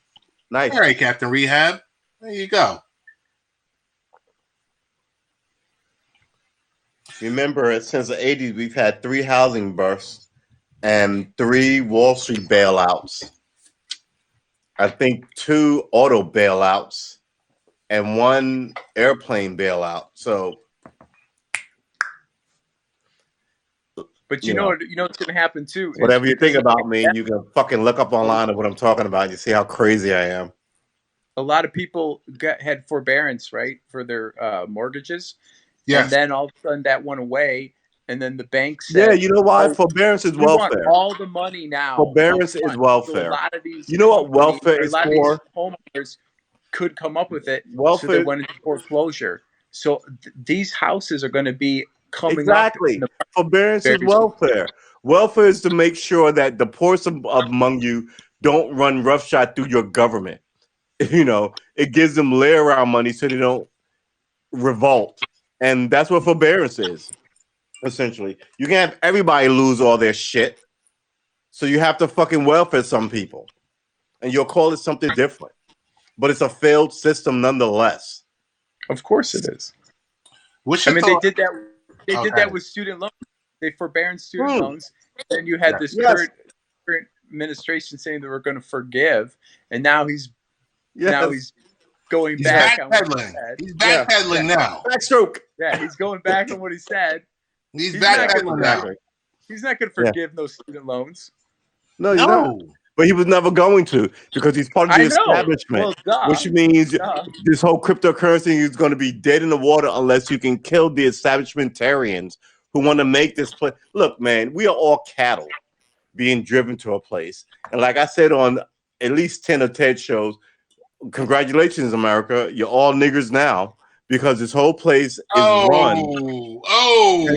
I apologize Come for my harsh on. language, but Come you are on. not special is essentially what I'm saying in my ghetto tongue. You are not special. And these people who rushed the Capitol January 6th are going to realize some of those people the day before that were law-abiding knuckleheads who watch Fox News and never had a criminal incident in their life other than a parking ticket. And now they're facing 45 years in jail over a spur of the moment, random. Yeah, let's go do that thing. Congratulations. True. And these are all the people True. who thought the government was fine and True. Black Lives Matter people were out of pocket. True. Yes. We got to put you in timeout, man. Come on. You put me in timeout? We got to put you in timeout. All right, I'm about to leave. All right. No, I'm you not don't have to leave. He just left. He just left. No, but you know what? There's another thinking that what's going on, Ted, is all pantomime, and you know, so that the masses wake up to the corruption and to what's really going on, and that's why you see a lot. I mean, we've been ruled under darkness for so long, and we've come to a shift where the light is shining on the darkness, and I believe that that's going to happen this year. This year is not over yet. There's a lot of time left, and I think next month, which is just around the corner, I think there's going to be a lot of exciting information that is revealed. I mean, there's already been so much information that's been revealed, but guess what? Mainstream media doesn't tell you shit. So most of the masses watch mainstream media, and they're not getting any real information. They're getting a narrative, right? If you want real information, you got to do your homework. You got to grind. You got to like find people on all different parts of this planet with their phone in real time, seeing on boots on the ground what's really going on, because these journalists are part of the system that are, they play or they get fired, right? I mean, but I believe I maybe I'm wrong, maybe I'm ignorant, maybe I'm wrong, but I truly believe that good is going to outweigh the bad. I believe in God. I'm not religious, I'm spiritual, but I believe God wins in the end. And I believe that the time of the darkness ruling everything is over. And I believe that that we're going to see the shift, and more masses and more people are waking up anyways. I do buy into the great awakening of humanity for the better, and I that's why I do feel blessed to be in this timeline. And definitely. And like I say, wait and see. You know, instead of arguing that I'm full of shit, wait and see. You know, but you know what you can do as a person? Be positive. Stop feeding into the negativity. Because when you realize that we're all connected, you should never hate on somebody because you're hating on yourself, right? When you understand that, why would you ever hate on somebody? I don't care how irritating somebody might be. True and I we might have a disagreement or whatever. I I don't hate think on him. so.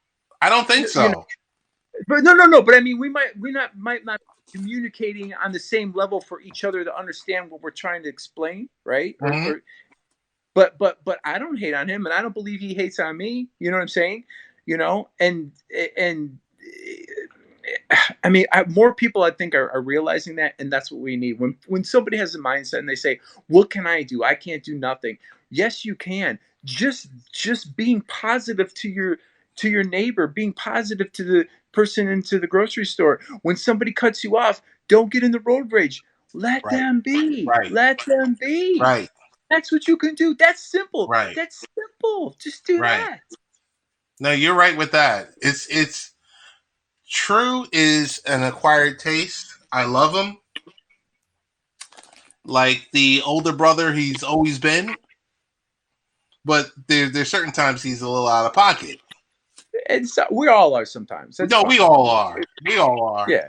You know, I mean, I get out of pocket from hearing We all from do. you know, from now and Just ask Cody. He'll tell you I do sometimes.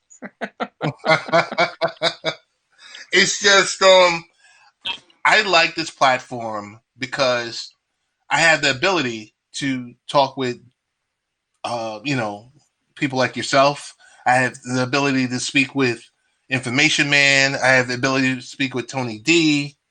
I love Michael for all the heat that he's gotten. Oh my God! Right? I love Michael.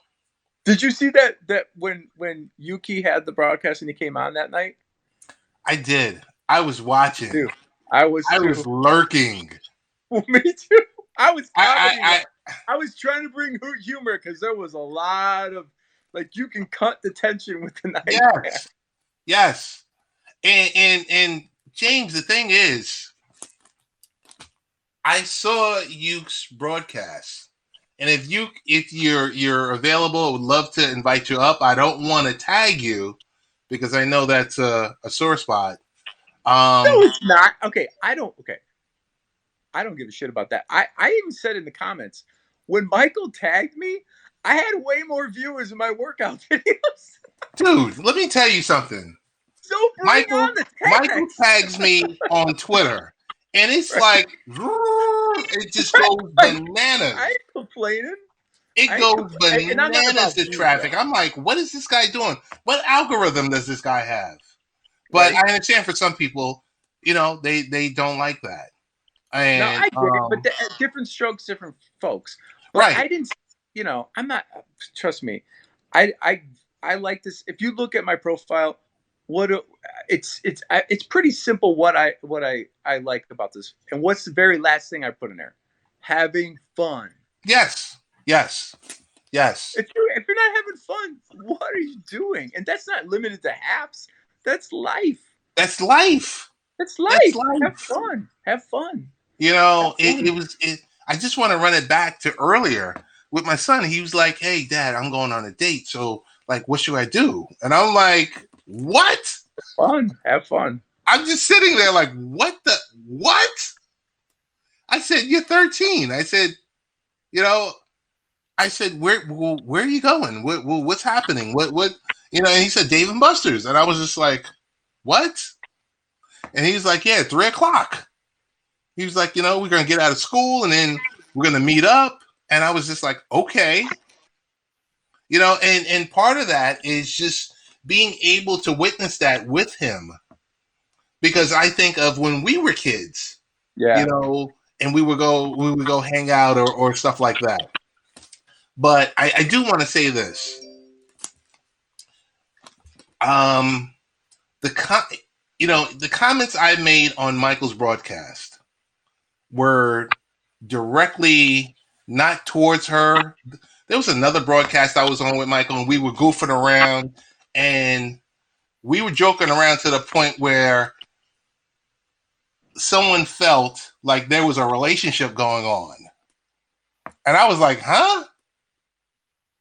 between Michael and myself, and I was just like, no, he's married and I'm married. I was like, what are you talking about? We're just joking around, just kidding around. People just are just say stupid shit, or they just insinuate things, or they just like to instigate things. You know what I'm Right. saying? It is what it is. That's why, you know what? I know there's some people like, oh, I'm not gonna block her, I'm not block. You know what? I don't care about that. If I feel like I'm not resonating with somebody, or somebody just, I don't even want them in my. I don't want their energy, so I have no problem blocking Right. people. Right. I have no, you know. So, you know, I mean, and it's a different age where James, where we would say stuff, we could say stuff to each other, and it's just like, oh, We could say some James just pretty gave me a hard hard way to things. go. You know what? F him. We could say some pretty harsh things to each other. I grew up in Chicago. I grew up Right. with all types of people, right? And we said everything, and guess what? We still were buddies. We Right. still, you Right. know, we were still buddies. There was no like racist bullshit like you Right. hear now. Like everything has to be racist. Everything has to be sexist. Everything is race. Something. Everything is race. Everything has to be an ist, you know? Yes. Yes. And you know, my apologies to Uke. You know, I didn't want her to feel a certain way. No. You know, no. and I'm not with either camp or any of that type of stuff because I wasn't on Periscope.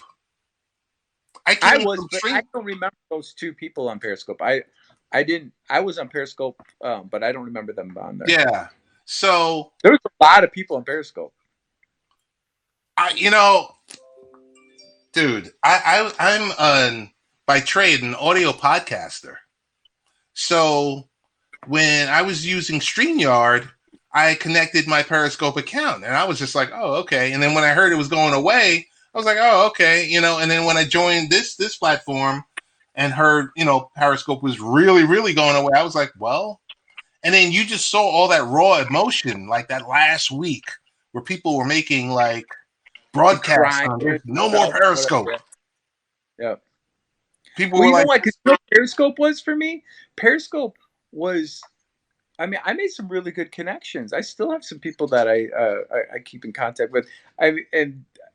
You know, and these people, you never even met them in person, but you built a rapport, and you were able to get to know each other, and have a good time and have a fun time on a freaking app, talking into your phone or whatever, right? A freaking app.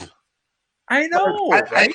I'm on my MacBook right now, and I believe you're on your mobile device. I'm on my MacBook. Right. I'm haps.tv.com. And we're here talking, you know.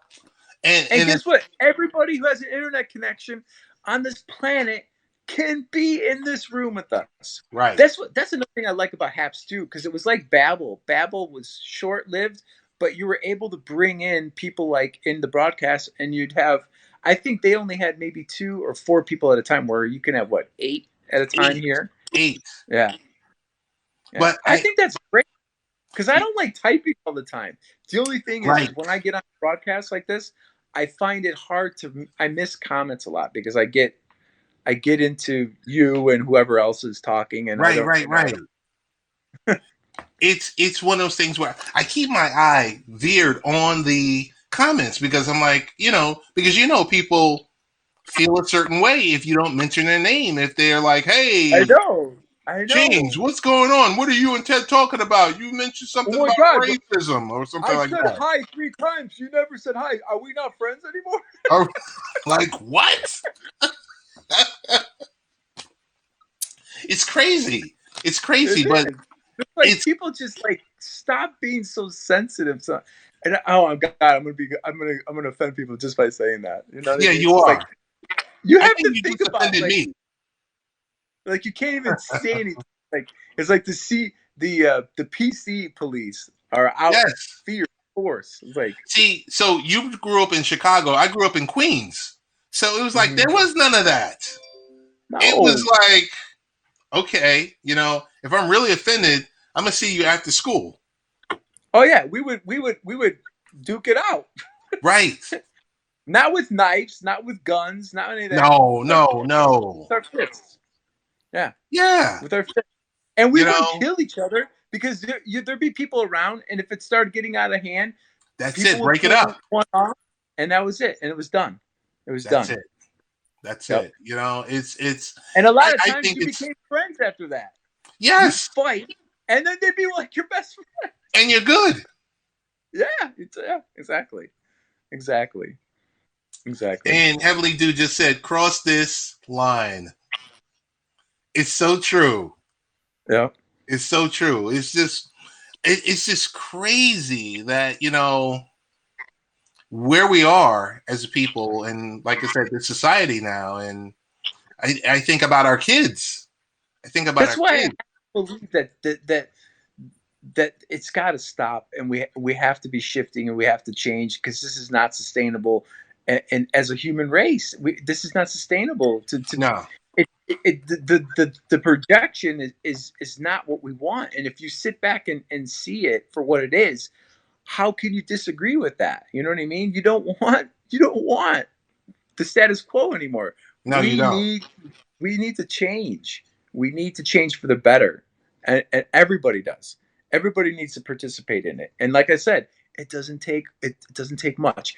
It's even as simple as this: your eyes. When you look around in the world, when you wake up and you go out into the world and you leave your house, your apartment, your whatever, look through loving eyes, not hateful eyes. That simple. End of story. That simple. No matter what conversation you're having with anybody, what interactions you have with people, anything. If you just look through love, come back at you. Then all of a sudden you stubbed your toe. Then you freaking got in a car accident. Then you're late for work. Yes, Then I mean, it's a snowball. It's a snowball.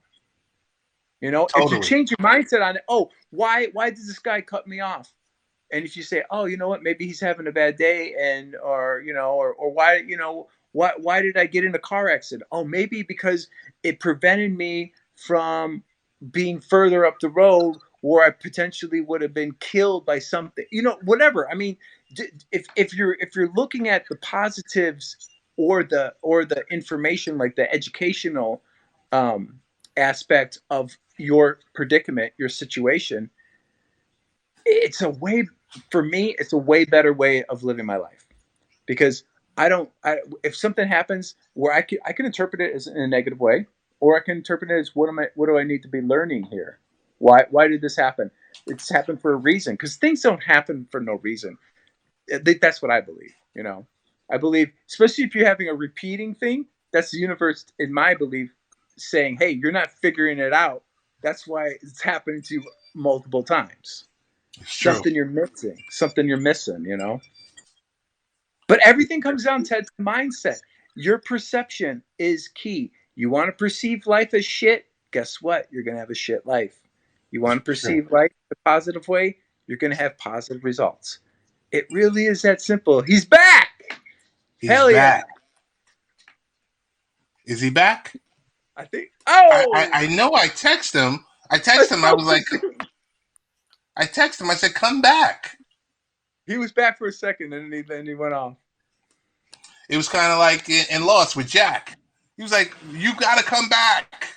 You do. Well, you know what? It was been great. It's over 10. I gotta wind down here. Yes, sir. Yes, sir. But So great we conversation with you. great conversation. Thank you so much for joining. When's the next time we can expect you to broadcast? Well, I broadcast every day, Monday through Friday. I do my workout broadcast, and sometimes I talk a little. I see it in the morning. I've seen Yeah. it. Just look at my feed. I don't miss a day. And then I do Saturday. Like, I'm going to work out tomorrow. So tomorrow I sleep in a little bit. So I don't. I work out probably between 8 and 11, somewhere in that range. But I like to work out 6 in the morning. But now that my kids are on spring or summer break, I might be a little flexible. So it might be closer to 6:37 in the morning that I'll work out Monday through Friday. Okay. But Well, I that's do a cool. workout, then I do stretching and breathing, and then I do a quick meditation, and that's how I like to start my day. Wow. Okay. Yeah. Well, I'll definitely. I've seen it. I've seen people talking about it. I was just like, oh, okay. I tell you, when you find when I found the balance of eating clean, um, uh, working out consistently. Like I said, I'm 46 years old. I'm not getting any younger. Getting meditation, my spirituality, and what all those three things helps me with my crypto, my investments, and that. Because I feel like if you don't have a healthy gut, you're not going to make healthy decisions up here. Gotcha. You know? Gotcha. Definitely. I think I'm not sure if Information Man is joining because I think I just saw, but I know it's getting late. I just I saw. don't want to join. I mean, I don't want to end it, and he joins. This, Well, then I'll feel bad. Chat with him for a little bit. I'm gonna leave. I'll see you around, Ted. I'm sure. I see you here and there. Yes, definitely. James, thanks so Take much. care. All right. Yeah. Take care, man. Take care. All right. Bye.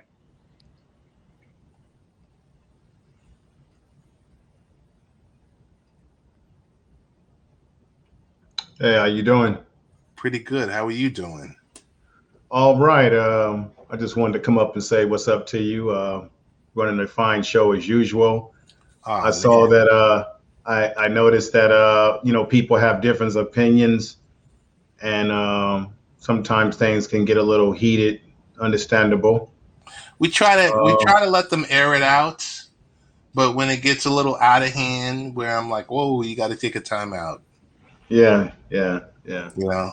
Yeah. Well, I wanted to throw this on your table here.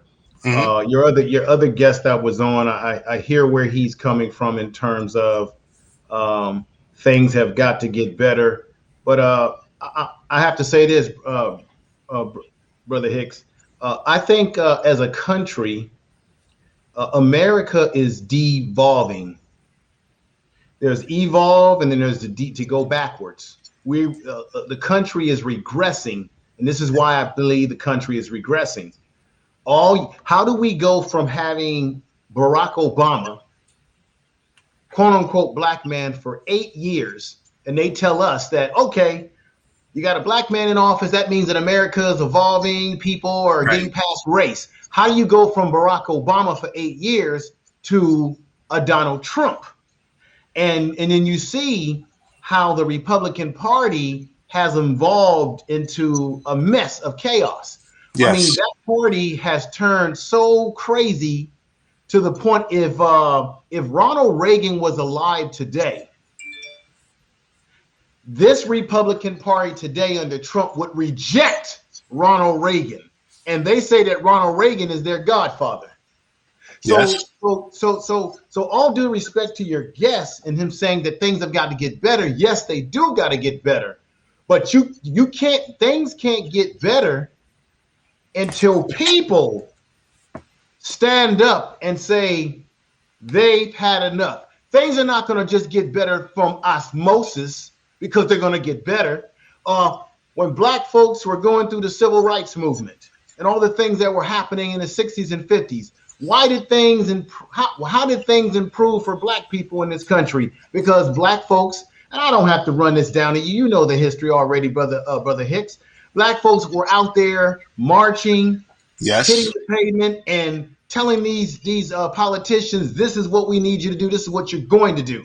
And of course, we know LB told Dr. King in the movement, you got to make me do it. You got to make me sign the 65 Voters Act, right? So to your guest's respect to him, that he's right. This evil can't continue, but evil cannot continue until good people destroy evil. You can look at the Frankenstein movie. What happened in Frankenstein, right? What happened? Eventually, it's a sad story, but eventually the people in the village went after Frankenstein. Yep. To try to take them down. Eventually, the people in the village went after the Dracula to try to take him out. So until we get rid of and get rid of what is happening in this government, nothing's going to change. For example, today, as it was reported, the Republicans have blocked all movement to investigate a commission that was bipartisan to look into what happened. And they tell me and you that they have love for cops and for the blue. They don't. All those cops died, cops that died and cops that are injured, that are affected psychologically. Where's the respect for the There is none. police? Right. There is none. And then check this out. Here's a statistic hot off the presses this morning. 73% of Republicans, as it stands now, Saw that. believe that the whole mob out there was a left-wing conspiracy. Yep. Only 23% of Republicans believe that it was legitimate. Okay? Another thing I throw on the hot presses here. Yesterday was George Floyd's anniversary. Mm-hmm. What took place?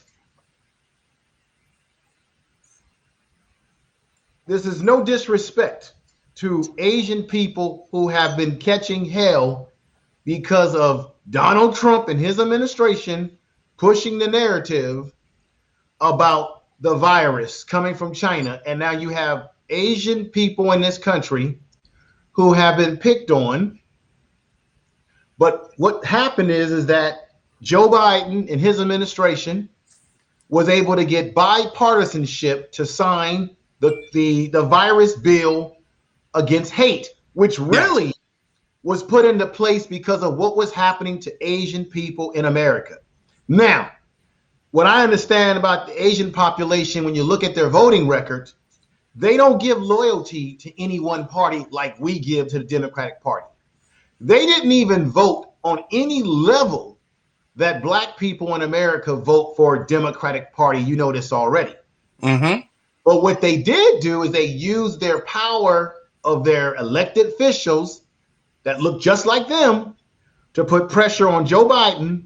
And that's how they were able to get the Asian crime bill or whatever you want, whatever you may hate bill. And it was bipartisan across the board with Democrats and Republicans. Only one, I say it again, only one Republican was against that bill. They were able to pass that just like that. Josh Hawley.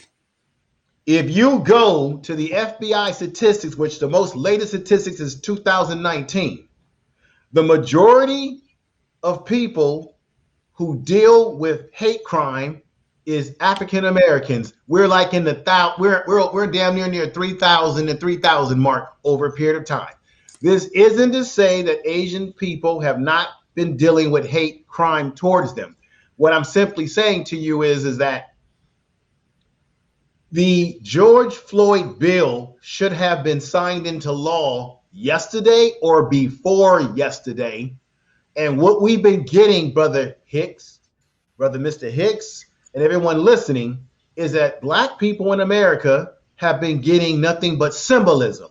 We get to watch people yesterday get on their knees symbolically for George Floyd for 9 minutes. We get to watch Joe Biden take photo ops with the family, Al Sharpton and all of this. And we get marches and we get symbolism and we get speeches and we get all this stuff. Yet we can't get a bill. You know why? Because the Republicans won't agree and sign it to be possible. They want to play hardball with that bill. Ted Scott, he claimed that he had a better bill, but yet his bill gives praises to the cops. And guess what he did? Tim Scott. I'm sorry. Correct me. Thank you. Tim Scott. I'm corrected, folks. He voted against as well the commission to look into January 6th. So what I'm saying to you is that black people are left right now wondering, will this George Floyd bill ever become law? And the sad thing about it, Brother Hicks, is that even before they put the George Floyd bill to the forefront. All they should have did and all they had to do was enforce the laws that were already on the damn books already, which they did not. So to your guest that was on your panel, in order for there to be change, one must get involved. I'm not saying that he's not involved, but I'm saying that one must get involved, because if we don't, this is going to continue. This is going to continue to happen. And we see the dysfunction in our society right now. We have people in government who are behaving and using propaganda just like Hitler used propaganda during that time. And I'll stop right there to get your thoughts. I know I said a lot. Okay. No, I think every point you made was valid. So I'll run it back. Congresswoman Grace Ming, who's a congresswoman up here for Queens, and I think part of Brooklyn, was a key person behind that Asian hate bill. Okay. And they applied pressure, and they kept applying pressure from the Senate to the House of Representatives to local government. They applied that pressure and got that bill signed. Believe it or not, that bill was one of the 4 or 5 bills that were initially mentioned by President Biden the minute he came into office. There was like 4 or 5 initiatives that he signed, or that he was talking about signing through executive order. And one of them was on, Asia and EMEA, the Asian and Pacific Islander type related bills that, went against that hate that we saw that was happening. I saw another broadcast, I would say within the last 3 weeks. The broadcast discussed the level of hate that happens across America. Now, yes, there's Asian hate. And yes, we do agree fully. And that's, it's disgusting. It's repugnant. But also there is hate against African Americans. Right. Now, and the key thing here is, Information Man, is when you look at the numbers, because you have to remember, when you look at the population, it's 60% or 61% white, 13% black, and I think maybe 8 or 9% Asian. But keep this in mind. Asians, along with Latinos, Hispanic, or La Raza, whatever they prefer, because I know some people prefer to be called different things. I want to be respectful here. Latinx, right. Keep this in mind, because I've done the research on this and I have a video on my channel about this. Asians are actually going to be the fastest growing group in America going into 2050, 2060. Latinos will be one step behind Asians, because remember, Asians, you know this already, you have to incorporate East Indians in that same umbrella. So yes, they are a lower percentage right now, but going forward, they're going to increase in their population. But what I see is that, let me just say this, because this is not about hate on anybody. Like I said, I lived in San Francisco, which has a very large Asian population. And what I observed over my years growing up in that city is that Asians, one, they have their own tight-knit communities. They tend to do business within their communities. Economically, they keep the dollar flowing, and there's nothing wrong with that. Within their communities, they're tight-knit, and they don't give all their loyalty to just one political party. They basically vote their interest. They go to where their interest is. I need you to stop right there. This is my question for you. I need you to stop right there. All Repeat right. what you just said about the Asian community. It's been my experience, and I'm saying this respectfully. because of living in San Francisco, and they have a very strong population in San Really, Francisco. how they vote. Focus on how They they vote. they don't have party loyalty. They vote their interests. That's So important. they deal with whatever party is going to vote their interests. So what I notice, and this is going to be a sad commentary on our people right now. Go ahead. I know where you're I going with believe this. that the reason why they were able to get that bill passed is for just what you said. They put a lot of political pressure on the politicians.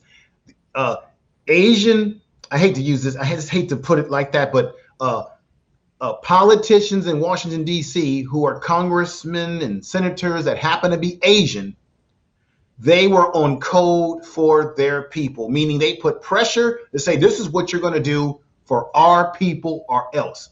What I'm going to say to you that's a sad indictment is that the Congressional Black Caucus, the black politician who has sort of been asleep at the damn wheel. They sort of been living on what they did in yesteryears. They sort of been complacent because they know that we're going to vote them in every year. The question is, this is my question to you. Do you or do you not believe that our so-called black politicians that are supposed to represent us have been asleep at the wheel at doing the proper lobbying and pressure necessary for us to get what we need to get out of this government like other groups are getting? Because why? I tell you why.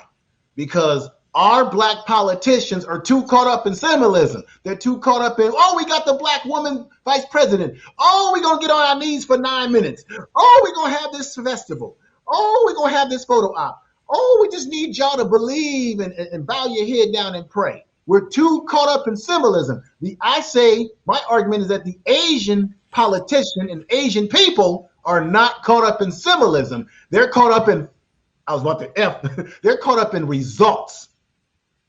And our people are caught up in symbolism and feel-good crap. I'm generalizing, ladies and gentlemen. Don't cut my head off. But that's I'm just going to say you answered the question. You answered it. Effectively, you've answered it without me even having to say anything. And you've done a great job because you set the table. You laid out the facts. And there was only one way I can go. And no, our politicians are not sufficient when it comes to our needs and are listening to us. Now, here goes another dangerous question for you then, and for everybody listening. Can we actually blame our black representatives for not doing anything for us? Well, it's their job to do something because they work for us. We don't work for them. But how much of the blame should we put our finger at ourselves? The blame is on us. We don't put enough pressure on them because we're too caught up in, oh, we got the first black senator in office. We got some black folks in office. Oh, it looks good to see black folks in the White House with Joe Biden. That looks so good. We got to blame on ourselves, ladies and gentlemen. And hopefully Brother Ted Hicks will come back on. There's some technical problems going on. Oh, here he is. So I got to be honest. I think we got to blame ourselves too. Oh, we do have to blame ourselves because you know why? And this is going to get me in a little trouble, probably with the missus. But it's going to be good trouble. It's going to be good trouble. The minute you don't check that local politician that comes into your local church, yes, that says vote Democrat down the line, yes, and the local black church gives that person the mic. They sit there. They drop $20 in the collection plate, if even. They grab the mic for about 10 to 12 minutes. Yes. Giving their own version of a filibuster. Yes. And telling you why you should vote D for Democrats. Number one, that's disrespectful. I mean, that's extremely disrespectful. Facts.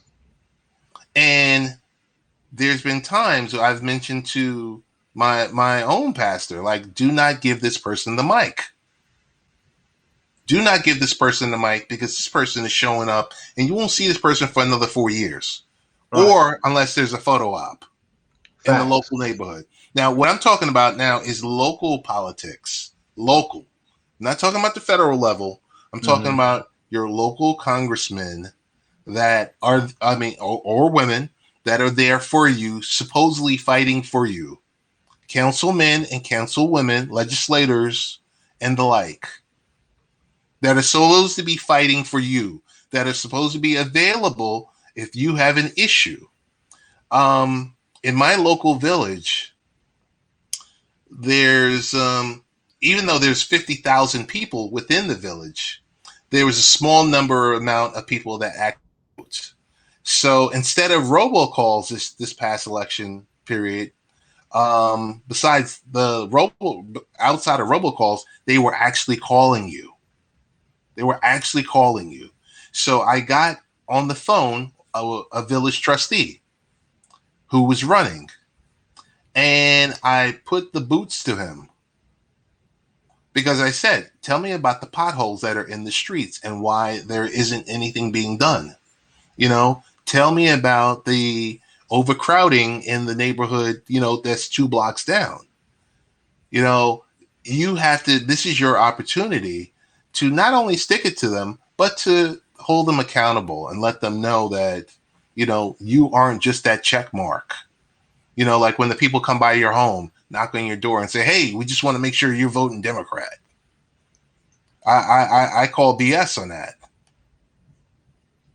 Yeah, I tend to agree with what you're saying. It makes a hell of a lot of sense. So, because the question becomes this: these politicians work for us no matter what race they are, and that's why, as citizens, we have the right to pick up the phone. We have the right to download a app called Five Calls app. And Five Calls app is an app that gives that you download to your phone, and it gives you every freaking politician direct connection to their offices. It's Right. a powerful app, and we all have the power to be able to call and make our complaints, make our demands, and put pressure on them. And we also should be doing what other people have done in the past, which is we should be voting in voting blocks. So that's why. When I was in school, they have this class, the class called political science. There's a science to politics. And the problem is a lot of people don't understand that science and how our government operates and works. So I just feel that Black people, we are very critical of each other. We're very critical of our leaders, yes. But I think we're a little relaxed because of the fact that relaxed. They can be in office for so many years, and we say, where are the tangibles? What have you done besides anytime? Who is it? Who's the one who really was? He's the one of the oldest congressmen in government. Clyburn. James Clyburn. Every time Clyburn gets on television, and he's asked, so Clyburn, what do you want from Biden? What do you want from this? He's always talking about how he doesn't want nothing. He's just happy to this and that. And I'm thinking about, wait a minute, Clyburn, you represent your constituent in South Carolina, which are highly made up of African Americans who are living in some of the most poorest areas in South Carolina, should I say. And you should be demanding and cutting deals to make sure that your constituents get what they need in South Carolina, if nothing else, because that's the state that you represent. So I just see that we got some hills to climb, and there are those of us. I think this generation, the younger generation, is disenchanted by the political system. Yes. They don't want to go for the okie doke anymore. And I think the older generation is still sort of like loyal to it, to the cog in the machine of it all. So we'll see what happens.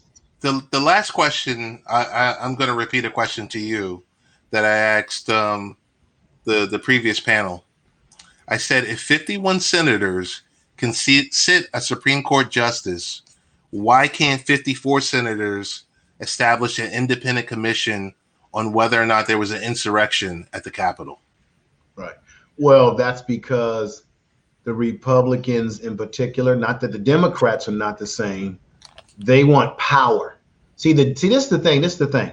And you know this, Brother Hicks, already.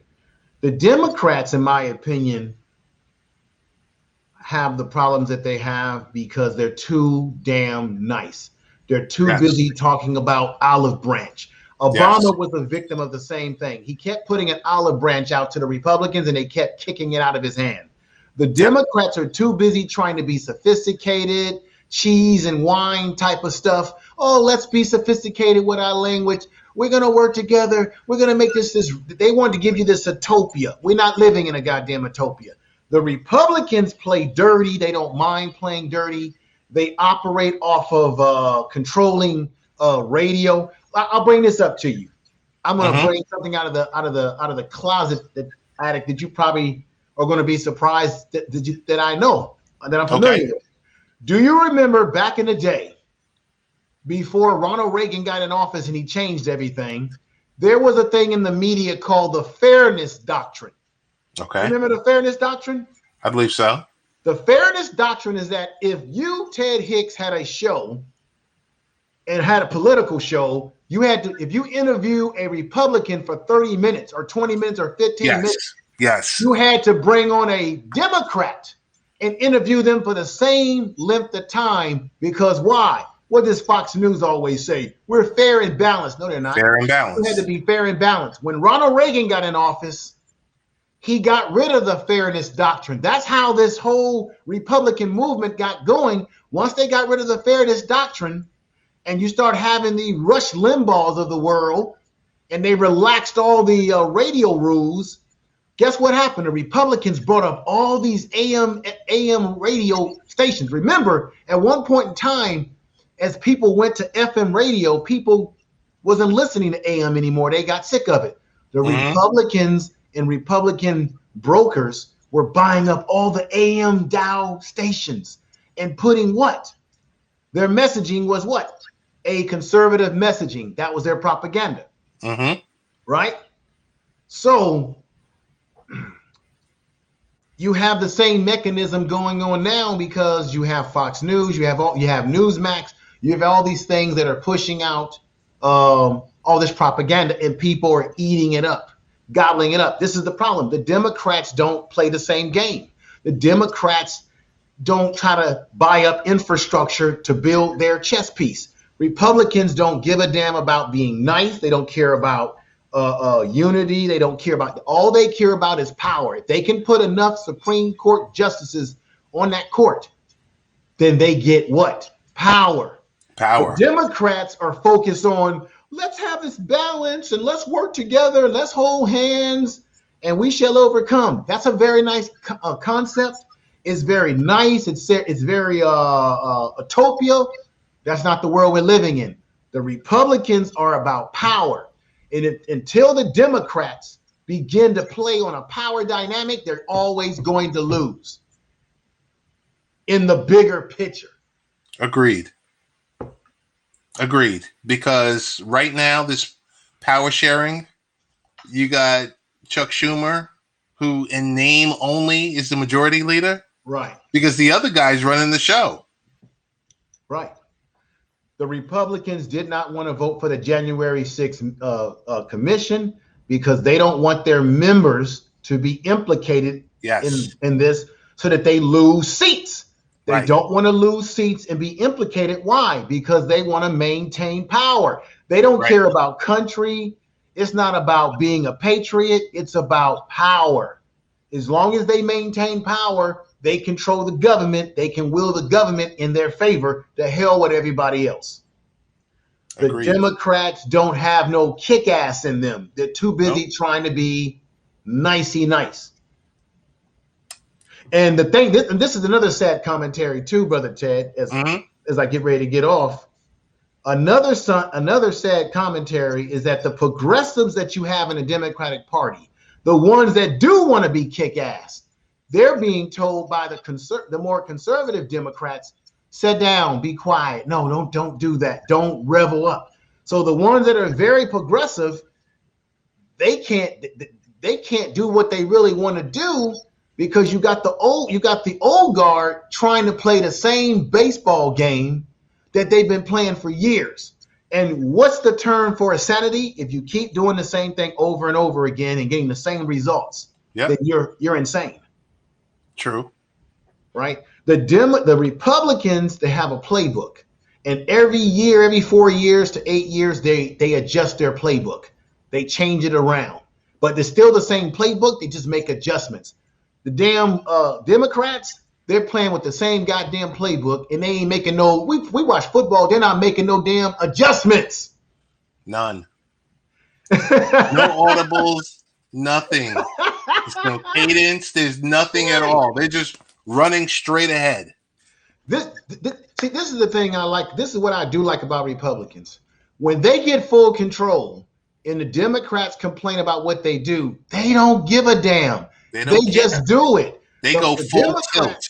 Right. The Democrats spend too much time worrying about how they look to the Republicans. Even when Trump was in office, I didn't like Trump, but when he was in office, Trump didn't give a damn. He said what he wanted. He did what he wanted, and he didn't give a damn about your feelings. Nope. He was like, F your feelings. Right. He didn't give a damn. So I think Joe Biden is trying to do similar to Obama. He's trying to play he's trying to see if he can get them to be on board with him. They won't. They're not. They're not. They're never, and it ain't going to be. So why waste your time? You only got 4 years in office. Do all the shit you got to do. See, this is what bothers me about Joe Biden. Remember, he had that little meeting. 2 years. He had that little secret meeting in which it got leaked on YouTube while he was talking to all the black leadership, talking about, well, if I make an executive order for y'all, what's going to happen is the next guy's going to come in and he's going to change it. I don't give a damn. You're in office for 3 to 4 years. Right. Do whatever you can to benefit us now. If the next politician comes in and changes it, okay, just like you're changing Donald Trump stuff. Look, the Democrats and the Republicans are interchangeable. The Republicans get in office for a couple of years, the Democrats come in, and they all change each other's executive orders. Who cares? Give us the goddamn executive order so we can stop the bleeding right now and get what we can for 4 years until we can figure out whether we can keep your ass in office or we got another Republican comes in and changes it. He's Info Man. He has 18 months because that Senate or the House of Representatives is going to shift. Right. Unless now he's screwed. Right. But remember, even though who's the Republican lady who got kicked out of her leadership in the Senate? Oh, man. And they made Liz Cheney. Liz Cheney. Okay. Even though Liz Cheney has lost her power over there, she still has a vote in the I think in the House. Yes. She still got some juice. So this is the thing. I do believe that there's going to be a shift there, but the only way to stop it is that people have to have the same aggressive attitude that they had in the primary presidential election. However, in primaries, we already know that less people tend to turn out for primaries. Yep. Or midterms or these sort of elections for these damn seats. And if Democrats, which I think is going to happen, get too caught up in that, we glad we just got Joe Biden in there, and they forget about the seats, we're screwed. Presidents are figureheads. They come every 4 to 8 years. These Senate seats can be in it. People come and people go and they come, but sometimes they stay in there for a long time, especially these conservative types. They stay in there for a long time. So we're going to see what happened. I think your prediction is right. There's going to be some changing of the guard, and it's going to affect Joe Biden, what he can do. So why not? Why wait? Wait. See, it's the same mistake that Obama made. Yes. Why wait? Do everything you can while you can now before they get some kind of control and they can clamp you completely down. Yep. See, that's what I mean when I say the Democrats don't have no dog in them.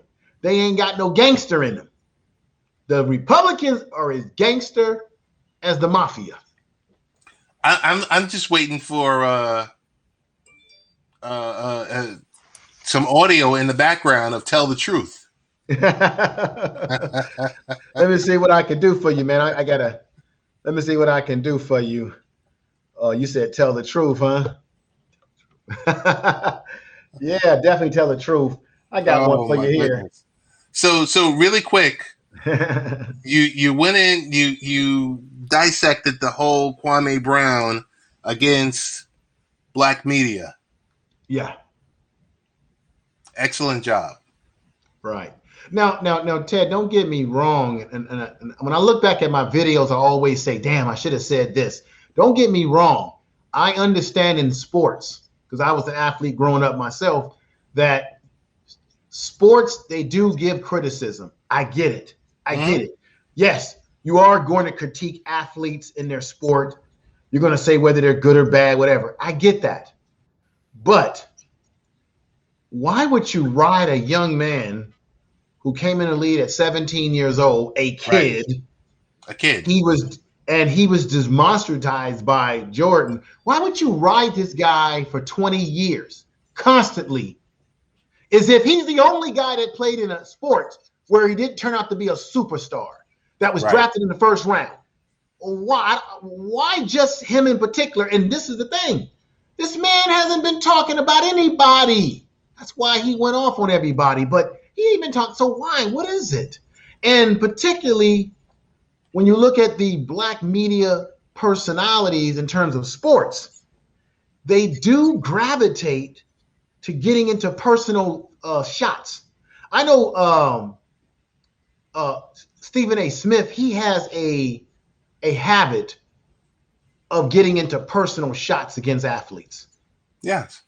And I've heard him say things out of his mouth like Jimmy Garoppolo. I'm a 49ers fan. Because Jimmy had some situation, he had some situation with a porn star. He'll call him Jimmy porn or whatever, right? And I'm like, dude, what they got to do with his football game? So Stephen A. Smith does have a habit of getting into personal shots when he talks to athletes. Even with Durant. Durant is arguably going to be a Hall of Fame basketball player. He's got some championships. He's a damn good basketball player. And you sitting up here taking personal shots at Durant? Yeah. Well, it's media. It's clicks. Yeah, they got to get those ratings up. Right. And that's when I say the word click, I mean CLICKS. Yes. Not the other click with the Q. Right. You know what he's doing. He understands his brand. He understands his strength. Yeah, but as quiet as it's kept, because I've been looking at some social media. There's ex-basketball players and even players in the lead that they know it's their job to talk to the media, because if they don't talk to the media, they'll get fined. But as quiet as it's kept, a lot of these guys don't really like Stephen A. Smith personally. No, of course so it's not like he's got a fan of athletes and ex-athletes that just adore him. There's a lot of them low key do not like him at all, but they just tolerate him because he's part of the media. He airs them out. Yes, sir. Some rightfully so, and a lot the other way. I'm seeing now that. So I watch TNT on Thursday nights. I see a certain level of disrespect for Charles Barkley, right? With this generation of stars, they're just like, no, yeah, or this. Yeah. But I mean, and some of that is due to Barkley being Barkley, right? But I think you're absolutely right, Brother Hicks. But let me take it to this point here.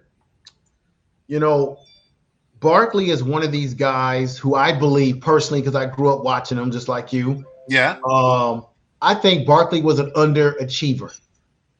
What do I mean by that is that, yes, he was a great player, but even Michael Jordan, let me tell you this story. Go ahead. Remember when Scottie Pippen left the Bulls and he signed with the Houston Rockets and they had that super team with him, Charles Barkley, and Clyde Drexler? Yes. and they never could win a championship with Never. Barkley at that time.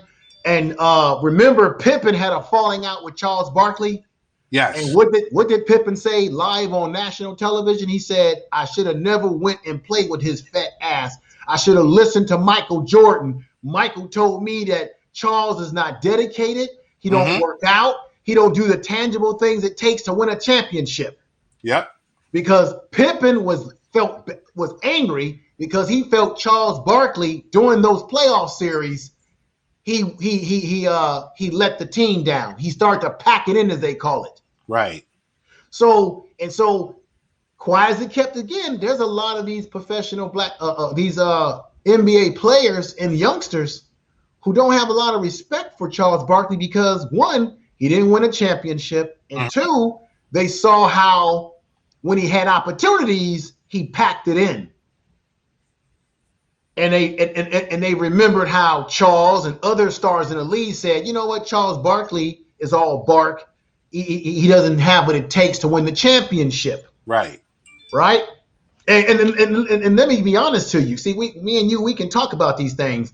Let's go back to when Charles Barkley was with the 76ers. He had a good enough team to win there. Yes, he did. I think when Charles Barkley came to the 76ers, wasn't Moses Malone still playing for the Sixers when he came on there? And Dr. J. Yeah, so goddamn it, man. And Dr. J, yes. Right. So it's not like, and then when Charles Barkley went to the Phoenix Suns, they put a nice team around him. They were stacked.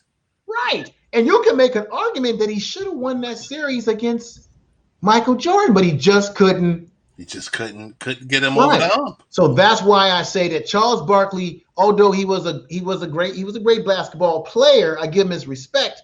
I still think for his greatness, he still was an underachiever because it wasn't like he played on scrub teams. Because remember when Michael Jordan went to the Bulls, that team was a scrub team. They were. And they didn't win until Scottie Pippen arrived. Right. And then they shipped out Charles Oakley to the New York Knicks. Yes. Right? Yes. And things of nature. Well, when Charles Barkley went to the 76ers, he had a team that still was able to win basketball games. Yes. So you can make the argument that Charles Barkley has never been on a scrub team most of his career. Even now, even to this day, he's got an all-star panel. Right. So I think that Charles says the things that he says because he knows it gets ratings, it gets him popular in some cases, good or bad, and that's what the broadcasters want to project. That's what we know. That's what they come to love about Charles Barkley, that he will say anything that's not popular for shock value. But the thing that's hurting Charles Barkley in his older years is that he's really losing a lot of cred with Black America, or some of us. And he's also losing cred with these young people in the game today who don't respect him. But these young people, we've been talking about this. We've been circling the wagon the whole night. And we discussed with various people that were on this panel. It's a different set of young people. Right. In today's environment, in today's generation. Facts. And they have a different attitude. And you got to totally understand different mentality. Right.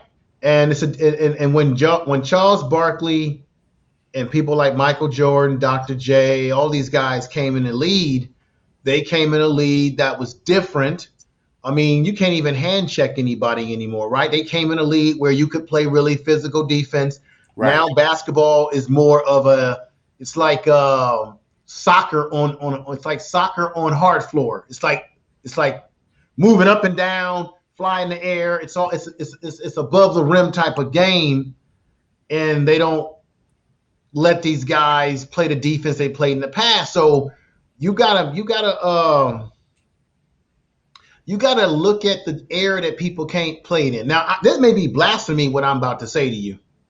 Go ahead. When I look at old basketball clips of Bill Russell and even Wilt Chamberlain, who played before he went to the Lakers and he played with the Philadelphia, and you look at those old clips from the 60s and stuff, Mm-hmm. and you look at the players, I'm going to be honest with you.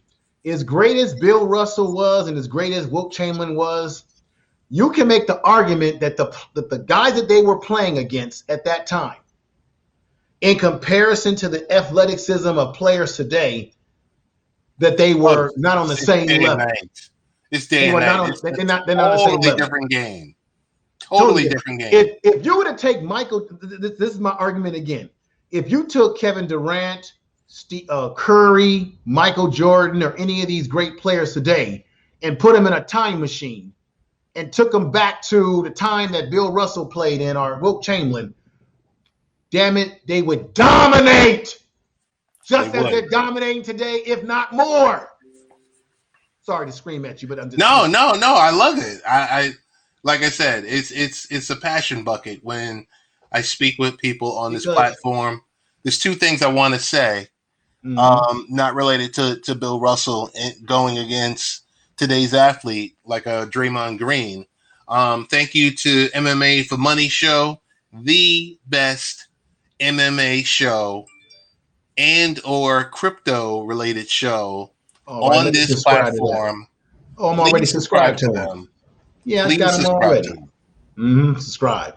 Yeah. What I'm saying to you is that Michael Jordan or someone like that going back in a time machine would be able to dominate just like those players did, because I don't think that the players that they played against were guys that would, in terms of the players they would play against, I don't think any of them could guard Michael Jordan in the skill set that he had, because you didn't see too many players back then. There was only a few of them that even had close to that skill set, in my opinion. And remember, back in Bill Russell's day, most of the players that really dominated were the big men.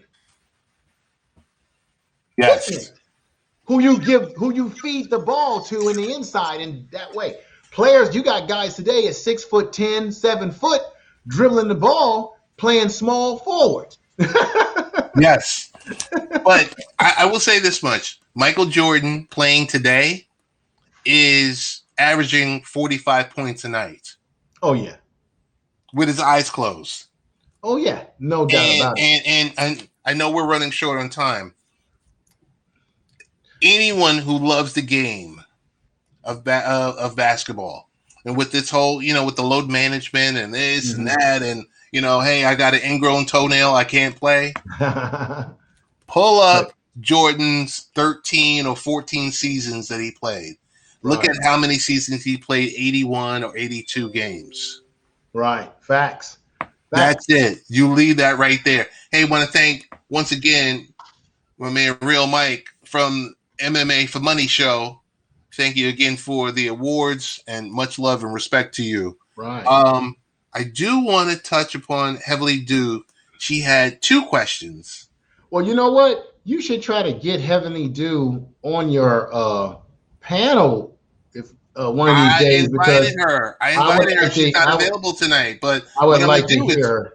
I'm going to work on it during the week because, like, when we do these Friday type shows, or live streams or broadcasts, I would love to get her up here, right? Because we need her perspective up here, right?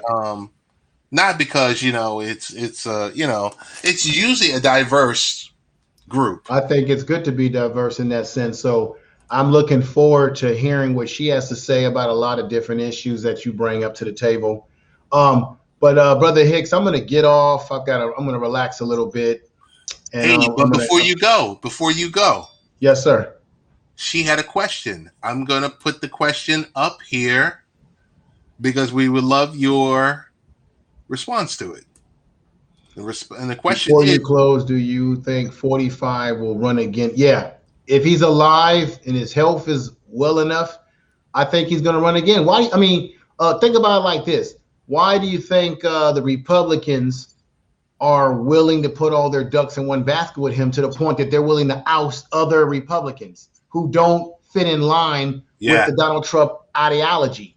So the reason why they're doing that is because they're putting their ducks in that basket, and they believe that they can win back the White House. And I'm gonna tell you this, folks, this too, before I get There you off go. here. There you go. I want to hear it.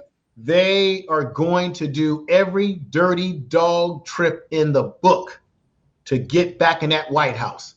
They're going to mess around with the voting. They're going to talk about that's why do you think, for example, before I go, Brother Hicks, why do you think the Republicans have introduced in 40 states in this country, introduced bills to stop early voting? Yes. To stop you from being able to vote early and to give you more time to vote and keep the polls open longer so that when you get off work, you can still go and vote. Why do you think they're introducing all these bills? See, this is the thing. I got to say it again before I leave. Go ahead. The Republicans, they have a long-term strategy, and the Democrats have short-term strategy. The Republicans are thinking about 2024 right now. So they're saying we got to control some of these states. What states should we control? Well, let's target the states that allow Biden to get in office. So let's change the laws in Georgia. Yep. Let's change the laws in Wisconsin. Yes. Let's try to see if we can mess around with Philadelphia. Let's change all the laws in the South because we know the South. All the swing states. Right. All the swing states. And the reason why they're doing this, Brother Hicks, is because you know what's happening in the South. There's a demographic shift. You got a lot of people leaving California. I did a video about reverse migration. You know that best. Right. People are leaving California. People are leaving the South. Are leaving the North and the East, and they're going back to the South, and they're bringing their liberal or they're bringing their open-minded views. And the Republicans are saying, oh, shit, Georgia turned blue.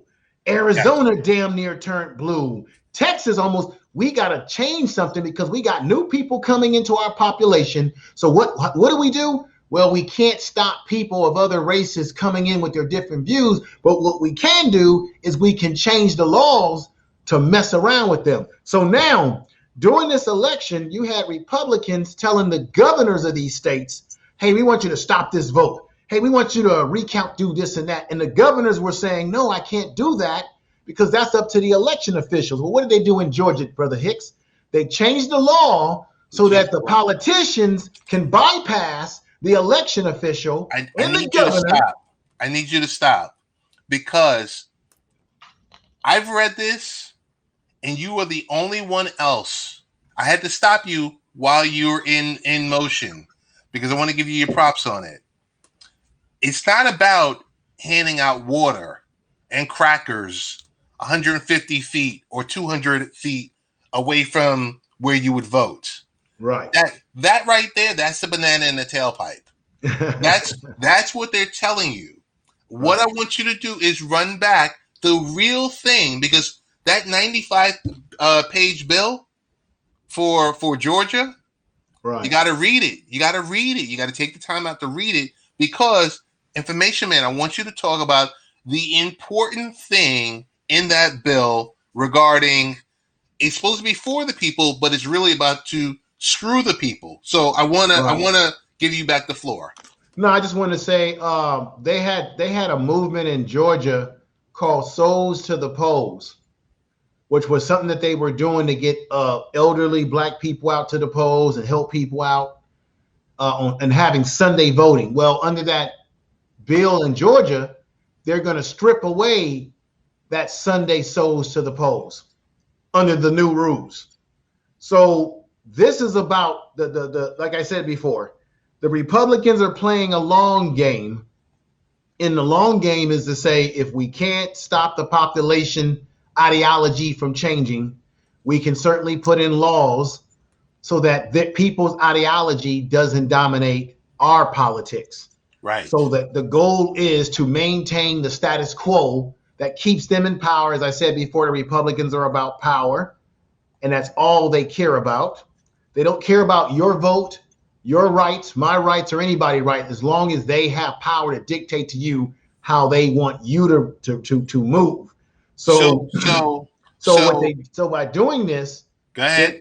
Whenever the Republicans introduce a law, they make copycat laws throughout all the states that they target.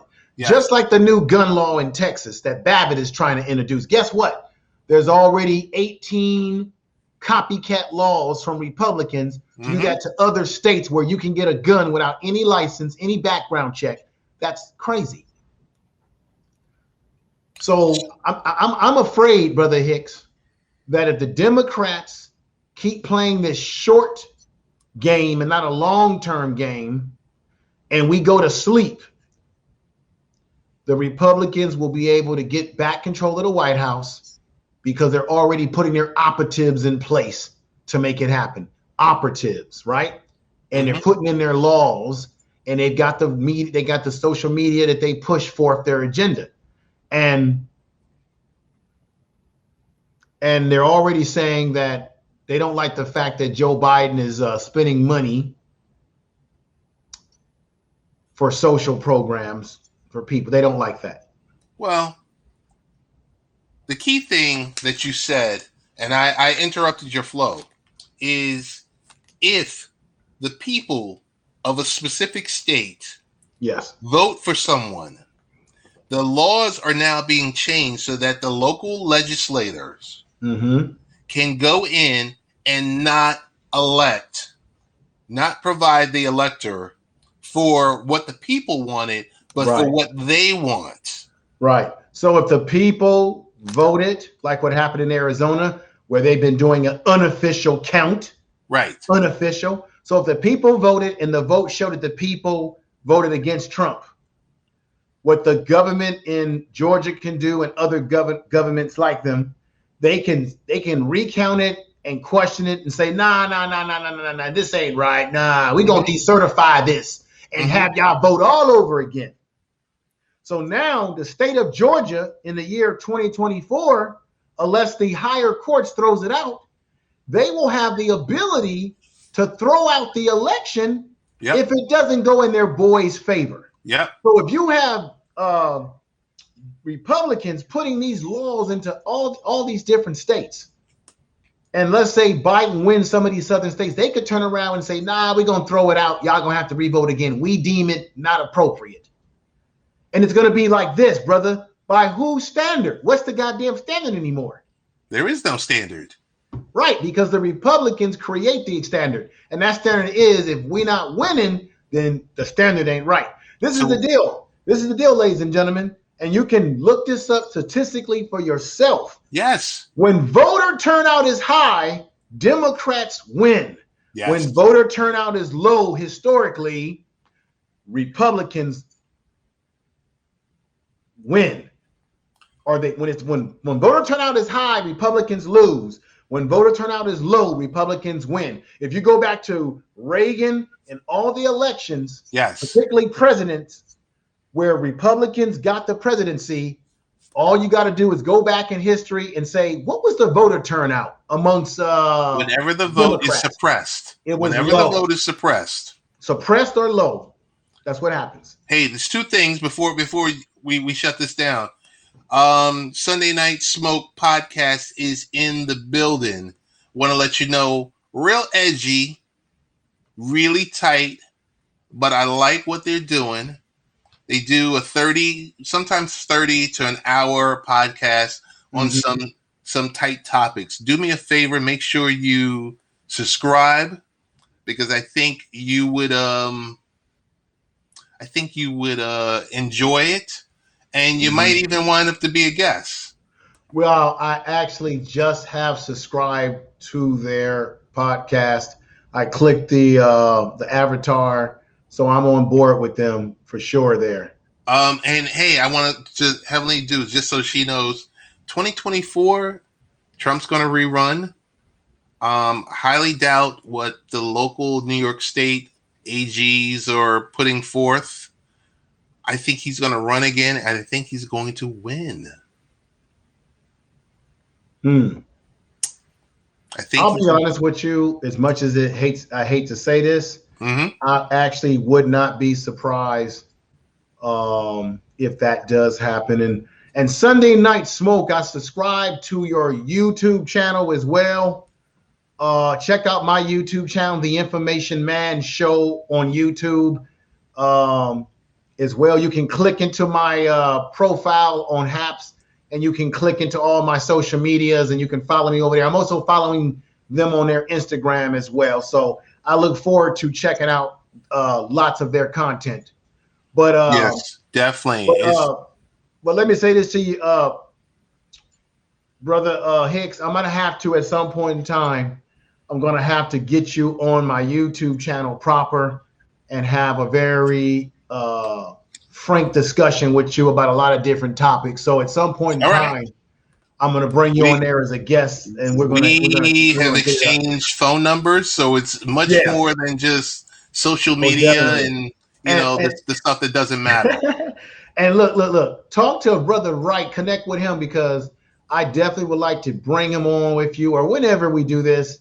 I know that he is a person. This is my opinion of Brother Truth. I'm sorry, Truth. I get the impression that Brother Truth is a pragmatic. He's pragmatic and he's a realist. He just says how he believes it is to be, or it is.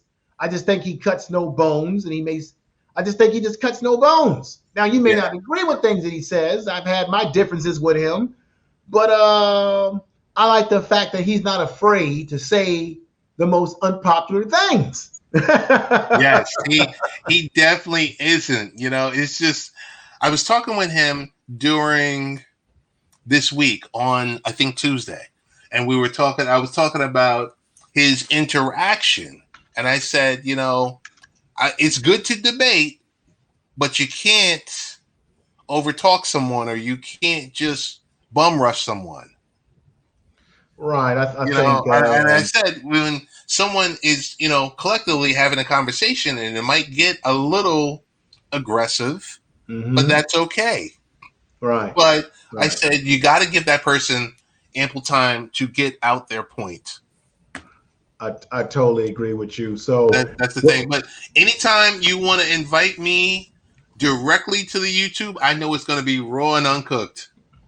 Right. But I just have some, I have some things that I wanted to pick your brain about. It'll be good. It'll be real good. But I'm gonna get off here, and I'm gonna relax a little bit, because I'm supposed to broadcast. I'm not going to be on half, but I'm probably going to be broadcasting a podcast on Spreaker tonight, live on Spreaker, possibly talking about an issue. But I'm going to see how I feel. I probably need to just set my butt down and relax a little bit, maybe look at a movie. But this is the deal.